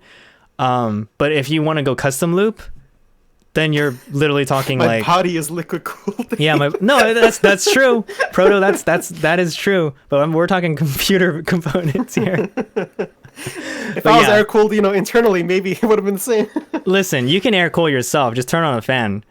Yeah, but custom loops are way too much money, and that's the whole problem. Oh yeah. Yeah. I want to spend money on that. Wait, Assassin's Like Creed my next 7 one, I was was. thinking of doing air, just because. I missed out on so much shit. Like I saw it moving. Like, dude, how do streamers who like actually have viewers like handle this shit? They just don't read your shit. Never mind. I've been to like streams where like it's like 500 people and it's like they're not gonna see my shit.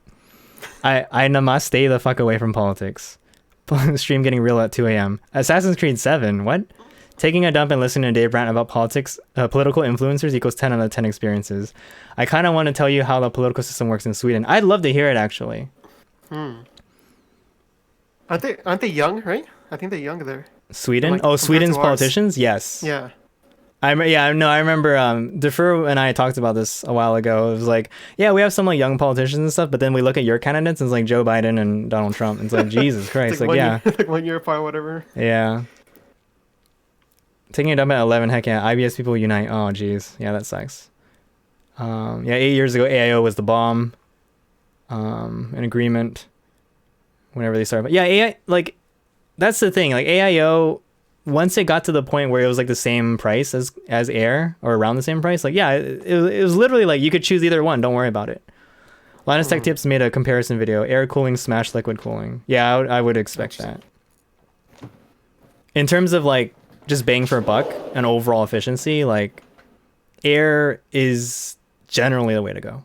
So that's what I mean by that. And it's pretty quiet now too. Like before, I remember it used to be a little louder. Yeah. The liquid. But now it's My GPU is loud, but that's because I chose a specific, like, I mean, I like the Founders Edition cards from NVIDIA because they look really fucking cool, which is ironic because I never get to look inside my case anyway.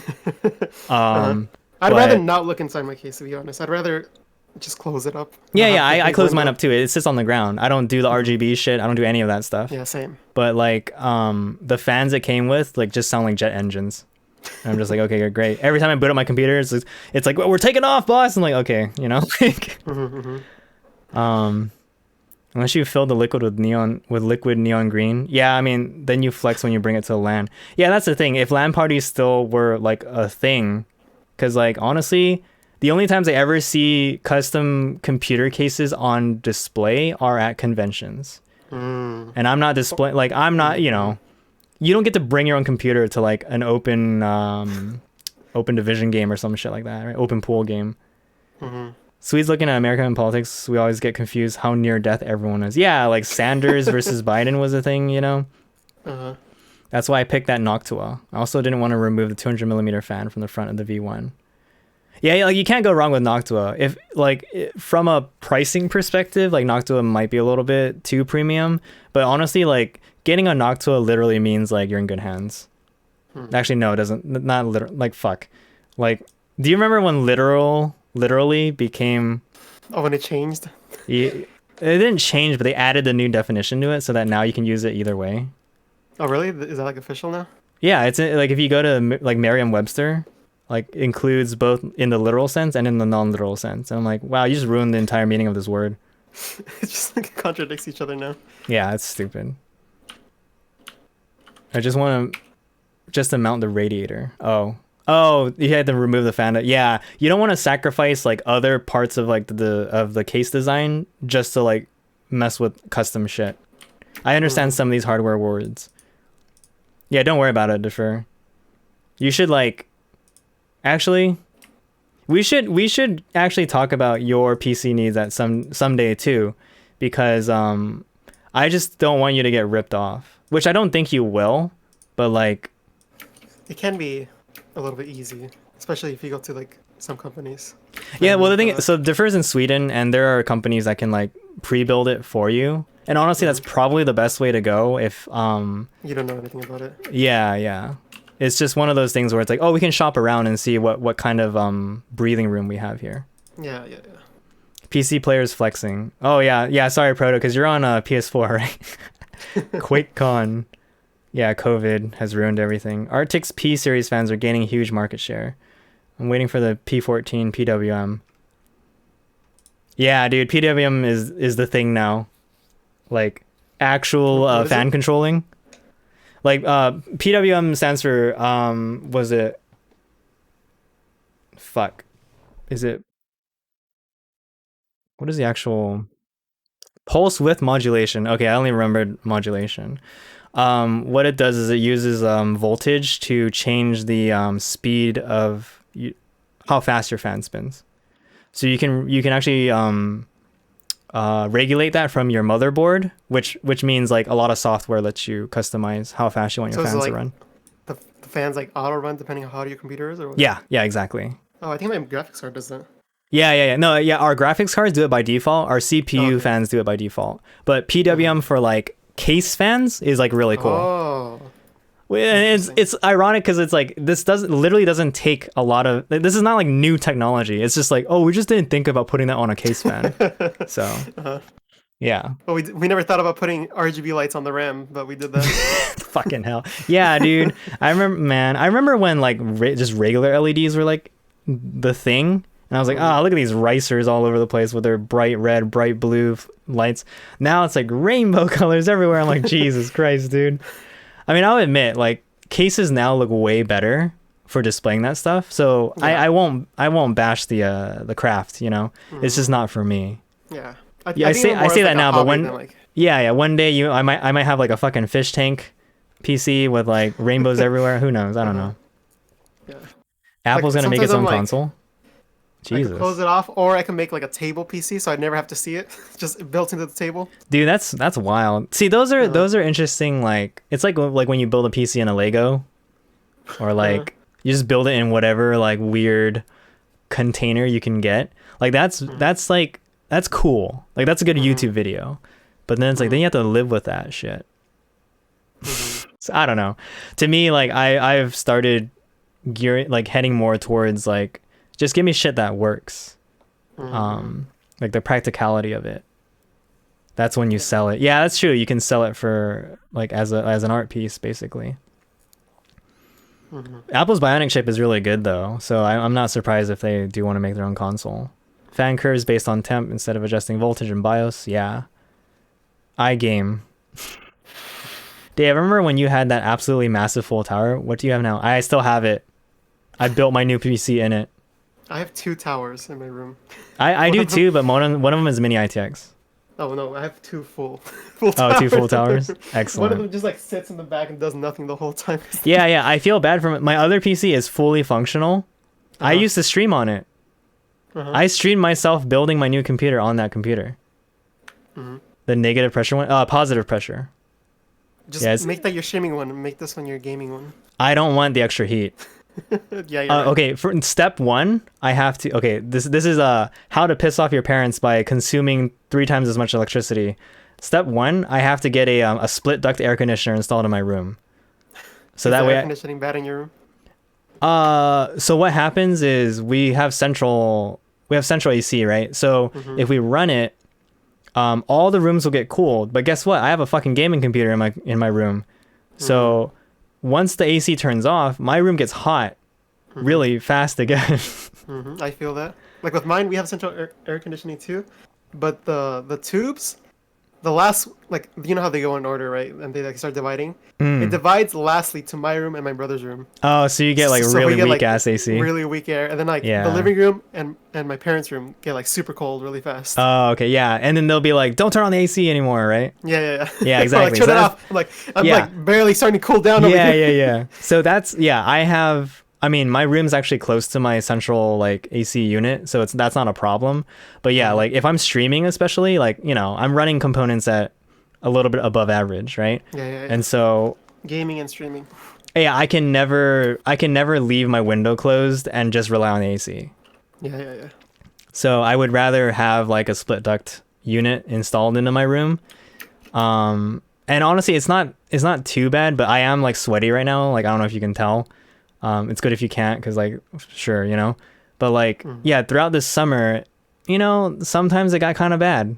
Yeah, I'm a little bit moist. Welcome to the moist stream of Dave.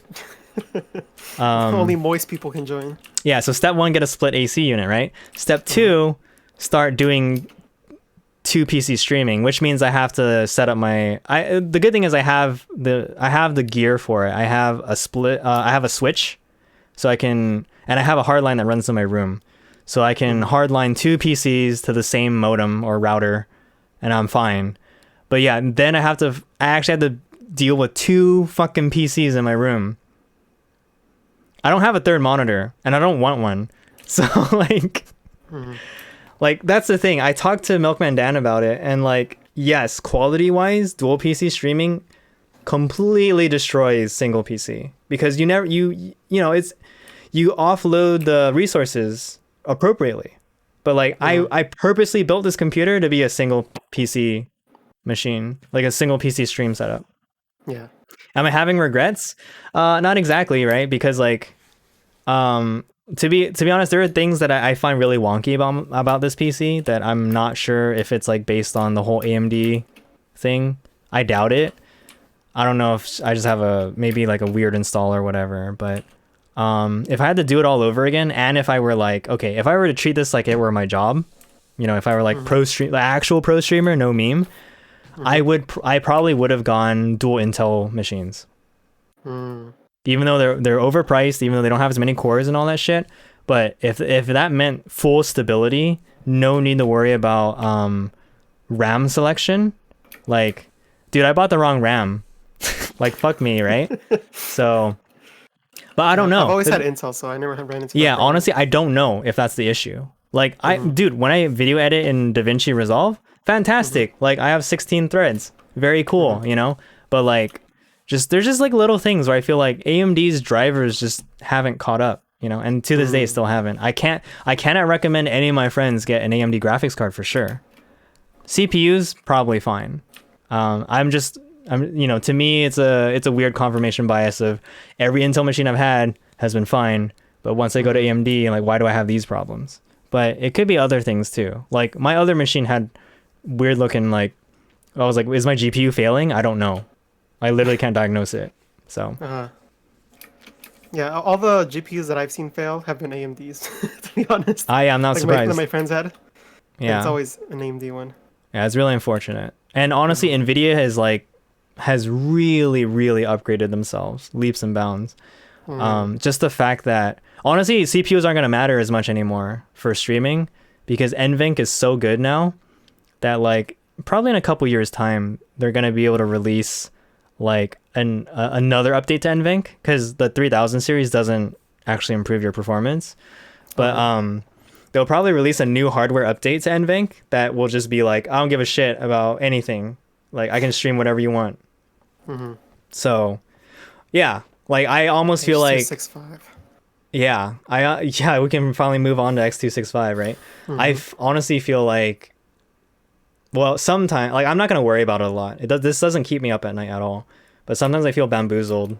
Like, it's like, yeah, definitely go Ryzen 7, definitely do this and that, definitely, like, this is the best setup for streaming. And I'm like, dude, I do everything off NVENC. Like, why does it matter, you know? But you still need a CPU that keeps up with your GPU, so I don't know. I understand the argument. Oh, also, Intel chips don't come with coolers anymore, so that's stupid. Well, I mean, do you ever use those coolers? What? Do you ever use those coolers? The stock coolers? Yeah. The AMD one I'm using, and it's fine. Oh, okay. It's absolutely, yeah, the Wraith Prism that comes with the 3700X, totally fine. So I'm happy about that. Like, there's certain concessions to be made, and it makes a lot of sense. Like, I will never deny that AMD is just better bang for buck overall. Yeah. But that's my issue, is that if you start, you know, if you just want to stream as a hobby, you can do it off anything. You can do it off a MacBook, dude. You do it off your iPhone. Yeah, you can do it off your iPhone. Exactly. But I wanted to approach it from like I don't know, I guess a technical demo of like, how far can I push the stream with like the components I want to like select for my computer. And so it's a race. Like, it's this like chasing after something that I don't want to like go through, you know? Like, I really fucked myself up by I'd like, rather just have something solid. Yeah. Or like, I'd rather just, I wish I were the type of person who didn't have to worry about stuff like this as much. Oh, okay. I'm gonna solo queue, hate myself in Valorant now. Okay, have a good time, Defer. That doesn't sound like a good time. Yeah, I just wish it's because I grew up with computers and I love them, so I just wanna I wanna like be like, oh, how can I like make this the coolest geekiest thing? But yeah. Yeah. When it comes I think to that comes from like people who collect stuff too. Like it's that type of like. Yeah, I have that personality. I was kind of collecting anime figures at one time, and yeah, I'm the same as you. Like I have bad. a whole bunch of manga, a whole bunch of anime DVDs. I'm like, you know, supporting the industry. You know, I'm collecting all this stuff so I can watch it later. When was the last time I watched a DVD that I own? Yeah, exactly, dude. I collected the entire Blu-ray set of Kill la Kill, That shit, geez. that shit cost me like I know, yeah. hundreds of dollars. Yeah, each one is like 300, right? Have I watched any one of them? No. That's the only way you can watch it in 1080p. Yeah. No, now you can just download a rip. Oh, well, I mean, yeah. Yeah. But like I legitimately wanted to support Studio Trigger, and that's why I did it. And it's like, well, what else can I buy from them, right? So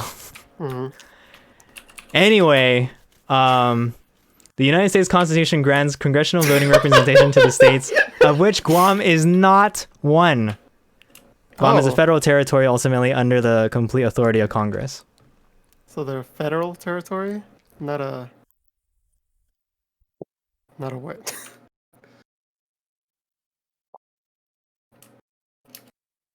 Yeah, the lack of voting representation in Congress for residents of Guam has been an issue since the foundation of the federal district. I know, and I don't blame you for thinking they did though, because there are a lot of Did you ever see that CGP Grey video on the U.S. territories or U.S. empire? It's literally like there are certain territories that have these and don't have these. So it's like voting rights, path to citizenship, certain representation in military. It's really weird. Like some of the territories of the U.S. just, are just there because of like, oh, we get to drop an atom bomb on them, or like we get to extract resources or something, and it's just like, okay. So, okay, back to the subject at hand. Samsung 970 Evo Plus. Oh, damn, son. That's some hot shit. Damn, it's only like 162 now. Like I bought mine for like, I didn't even get a Plus. I think I just got an Evo for 180 or some shit. Paid retail for that. Yeah. Oh, that G-Skill Trident. Is it 32 RGB? giga. Ooh, looks like it's RGB. It is RGB. Yeah. The good shit. Only RGB. RGB only, man. You gotta make it sync up to your audio. That way, whenever you play music, people know you're pumping to the good stuff. That's so funny. So I'm a snob when it comes to power supplies. As long as your Thermaltake, what rating is this? Please suggest me a power new supply. Power supply. RGB? What is it? Oh my god, Carl, are you getting it specifically because it's RGB? So my recommendation for power supplies is almost always stick to the very reputable brands. Oh yeah. Of Seasonic, and they are an OEM of Corsair. Not all Corsair power supplies are good, but once you pass the $100 mark, you're in a good place with Corsair. Yeah. And what are the other companies? Because I have a power supply. It's a 1200 watt. Mm-hmm. But I've had it since 2012. What rating is it? I think it's platinum. Oh, you're fine. Oh, okay. As long as you buy certified power supplies that are probably from reputable brands, like you should be fine. Like I'm only a stickler about it because like I think about it from the sense of like I never want this thing to fail on me ever. Yeah. That's why I got the platinum one. I was like, all right, I'm gonna go in for this. Yeah, and to be honest, like it's a pretty good bet because the old power supply I have in the other computer like is also from 2011 or something like that, and I don't foresee it dying anytime soon. And they have warranties that are like 7 to 10 years long. Oh, okay. So that's a very good testament to like their quality. Yeah, because companies don't want to use that warranty. Yeah, so yeah, like, exactly. All right, what's the max we could put it? Oh, this is a cute case. Oh. Thermaltake V1, a Core V1. See, I'm dumb, and I really like certain design aspects of certain cases. So my mini ITX case is the Silverstone Fortress 3 Mini, and that thing looks like a trash can. And that's what Apple trash can. Yeah. It was the Apple trash can before the Apple trash can, and like, honestly, building in it. It's kind of not that great, but I love how it looks. So that's the computer I took with me to Japan. That's why I did it though. But it's sad. Like the sad part is I could have gotten a much more practical mini ITX for cheaper, because the thing is completely made out of like, it's made out of aluminum, and it's heavy. So I carried that shit on my back, and I was like, fuck me, dude.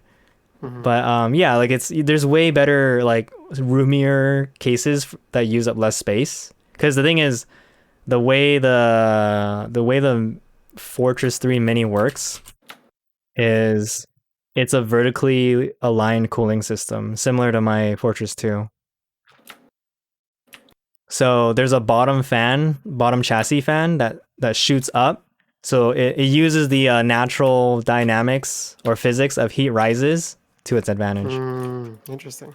Yeah. I'm a big fan of stuff like that, where it's like, number one is positive pressure because it keeps dust out.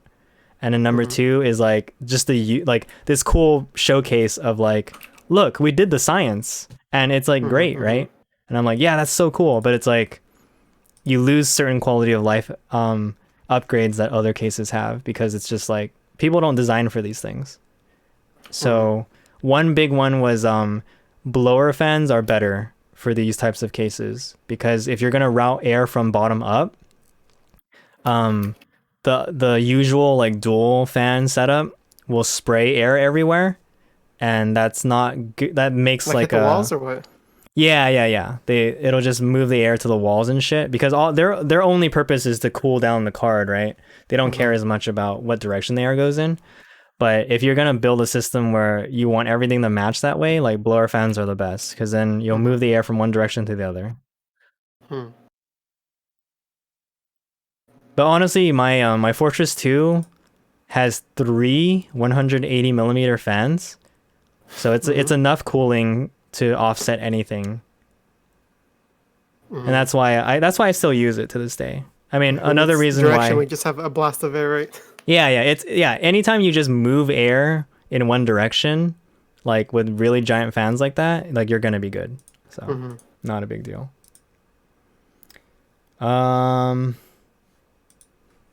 Yeah, I mean, Carl's probably not even here anymore because we were talking about other shit for too long. So, I mean, it looks good. It's fine. Tangent. Yeah. In a way, that's what I kind of like. That's what I like. So that's, in a way, that's the kind of streaming I want to do in the future, where it's like, let's just hang out, you know? I was just wondering if it's like viable, and then how do I attract an audience and shit like that. So. Yeah. Oh, I should have recorded my earlier recording, my story time for audio, so that I could have it for like, if I want to start releasing podcasts, quote unquote. We could probably just rip it from the stream. Yeah, I'll just rip it from the stream. Okay. But anyway, was there anything else you wanted to chat about, Josh? What was the original topic again? I was basically talking about YouTube and like the stream. I don't know. I just wanted to talk to you.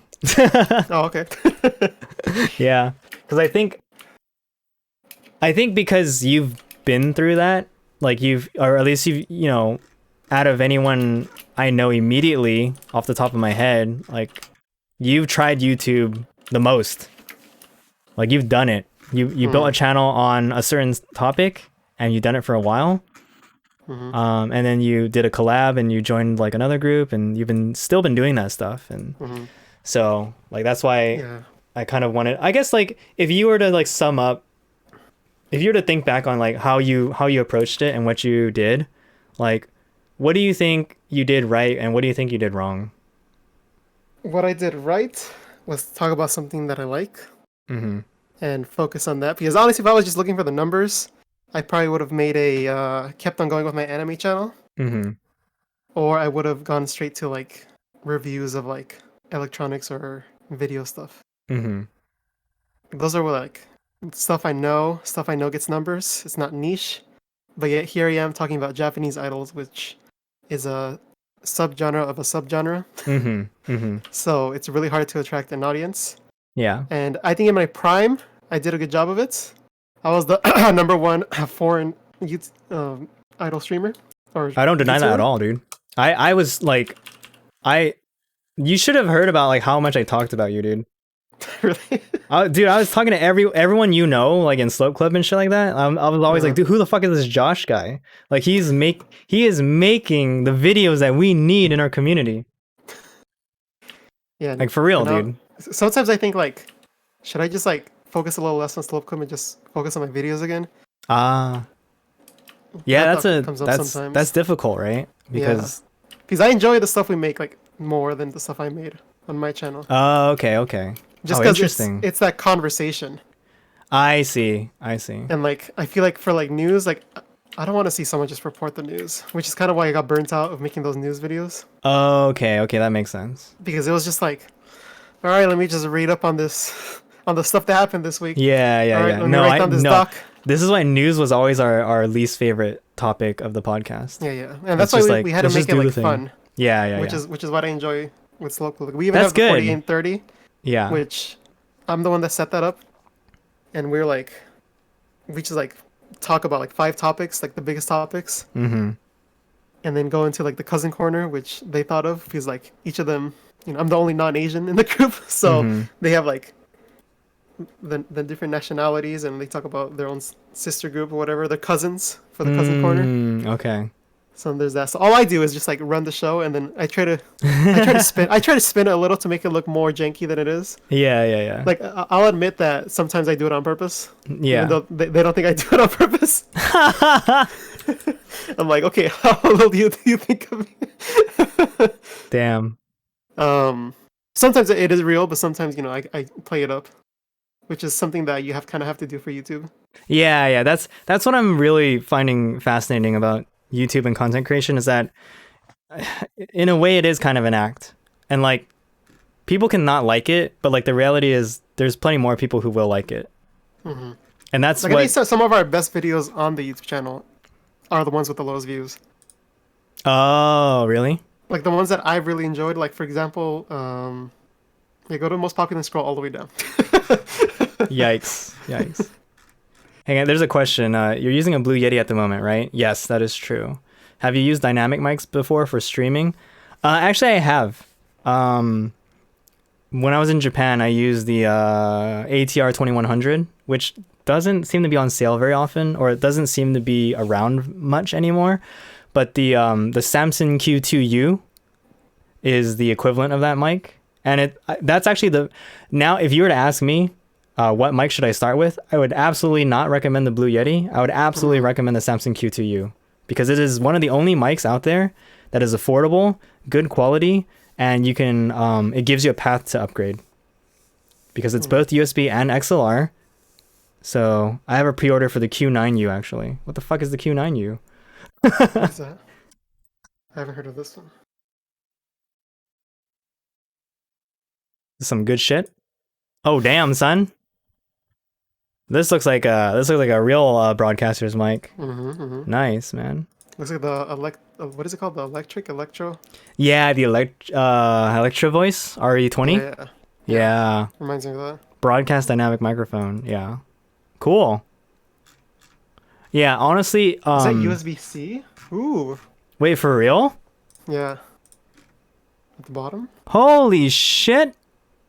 Dude, the future's now. Living in the future. Oh my god, dude! I've been waiting. You know how long I've been waiting for USB-C adoption, dude? I mean, I bought the well, I didn't technically buy it. I don't know. I bought the first Pixel, dude. Oh no, I had the Nexus 6P. Like I've been on USB-C on phones for fucking ages now.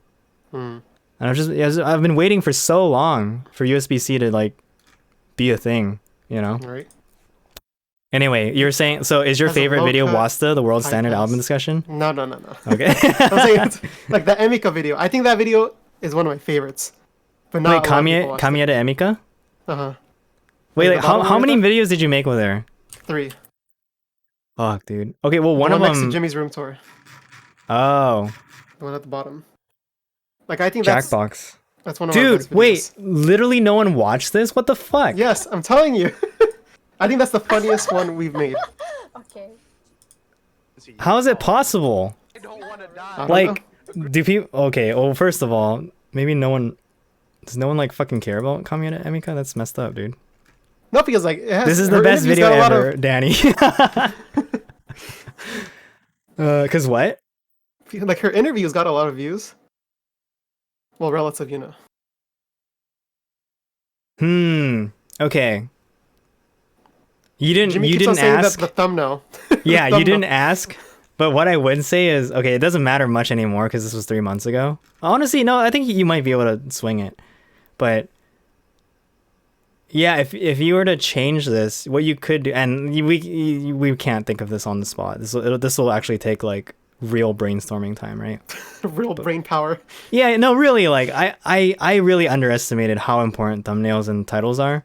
Yeah. But like it's the whole point, right? So the thumbnail is cute, right? But it's like this doesn't appeal to someone who like Yeah, they'll skip over it when they're scrolling through, right? yeah, it doesn't give like no, okay, they don't give a shit about Slope Club, they don't give a shit about even Emika, right? Like if you got an actual picture of her like more glammed up and put her in here, like that would help a lot more, right? Like if you scroll up, there's another game we play with that has more views. Oh, Sketchful? Mhm. Yeah. Yeah, so this one, what's good about this one is the fucking mosaic, right? Because like that just makes it look like, what the fuck is this? But it probably also still looks like someone might still view this as, oh, is this just a group of friends like doing dumb shit? And I think the for the titles, I mean, we could probably have a field day working on these. But yeah, I mean, to be fair, See, like I enjoy that kind of stuff. yeah, no, that's Like, good. I'm all about like SEO and like marketing and everything. That's good, dude. We should make YouTube videos. I'm really like, I keep saying this, but I'm like awful at this because I actually don't make them, and that's my problem. Yeah, So see, I'm the type of person who like if I say I'm gonna do something, I do it. that's good. So Meanwhile, I say I'm gonna do everything and I don't do any of it. So I'm just kidding. so like having to having worked with a lot of different people, I'm like I have to like kind of see it first, right? Yeah. I had an idea. Top 10, like the top 10 worst Kiyosaki moments. That video is like so bad. Like it's purposely bad because like we like we were just joking around the whole time, making fun of it. It's kind of like a parody. Oh wow, look at that green screen, dude. Yeah, you see. Hell yeah, man. I And dig then, like, it. if you just listen to what we say, we just say the dumbest stuff. Oh really? Like, we dance with each other and everything. We just, Hey, like, but don't you know, care. whatever works, right? Is it? Do you feel like this is bad content? No. See, this is fun because like we're just like messing around. Like this is not Okay, taking the good. video seriously. Okay, good. But we have other ones that are more serious. Like if you look at the top, I don't know if it's 5 or 10 like AK bingo segments. Like that one's actually like a research to be like Oh, put into okay. it. Dude, Or, AK like, Bingo. Or like the story of videos that we have. Like those are. I like, love super your well researched. story of videos. Those to me are like, that's the high quality content I wanted to watch when I was becoming an Idol fan. That was my Which is big thing. Kind of our idea, yeah. Yeah, like I always tried to view it from like, if I were slightly interested, like what would I need to watch in order to like get into idols, right? Because like it's all fine and dandy when you cater to your audience, but like that's why we never grew when we did a podcast. And if you were to expand from here, it'd literally just be like, you have to start asking the question like, why should anyone even follow Japanese idols? And that's an even harder question to answer, right? But if you can crack that code, like you could be, you That's the know, code. you could be like the strongest Western idol fan influence. Well, I mean, technically we are, but Yeah, I mean, I was gonna say technically you are, but that doesn't say much anyway. So yeah. so it's very No, unfortunate. because it's true. It's true because like there's Yeah. not that much pull from it, which is kind of why like even though we don't have like not all the fans of Sakamichi or even like idols know us, but like how far does that go? Yeah, Like the most is like Southeast Asia that speaks like better English, right, compared to Japan where the actual source is from. Like that has the biggest population of idol fans. yeah. Oh shit! I think Milkman Dan's ending soon. So what I need to do is I need to rate him. But Go what? ahead. Okay, Josh, you need to finish this. What would you say was like the worst? Not the worst thing you did, but like, was Like, what'd you do right and what'd you do wrong? What would you say, like, if you could go back and correct it? Like, what do you feel like was a mistake or something that you wouldn't do again if you were to try to do YouTube? I would make more videos outside Like, about like just outside one-offs. of oh, Like one-offs? the asking American anime fans about Kiyakizaka 46, stuff like that.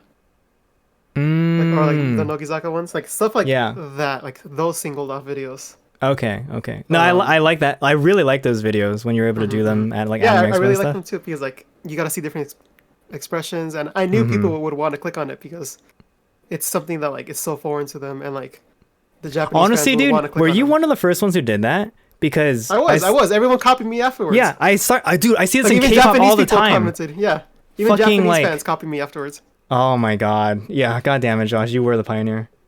BRB Marbles time, yeah, yeah, dude, like, yeah, there's this guy who literally does this for every single, like every single K-pop group, just goes to fucking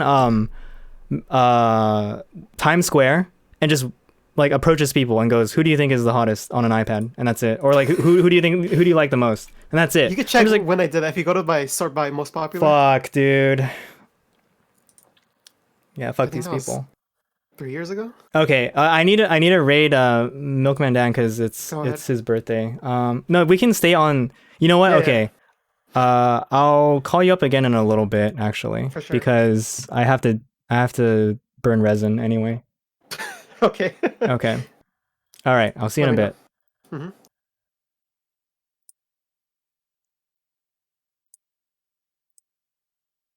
All right, we're gonna raid Milk Mandan because it's his birthday, and we're just gonna end the stream because I'm this was a good what do you call it, like kind of trying to figure out what I want to do with the stream, a meta stream. So I think I do want to do more just chatting just for the sake of it. I just have to figure out like yeah, I just have to figure stuff out on the back end. Anyway, let's go raid Milk Mandan TV. Say happy birthday. There's literally like none of us, so it doesn't matter. But we're just gonna go and have fun. All right, peace out, everybody.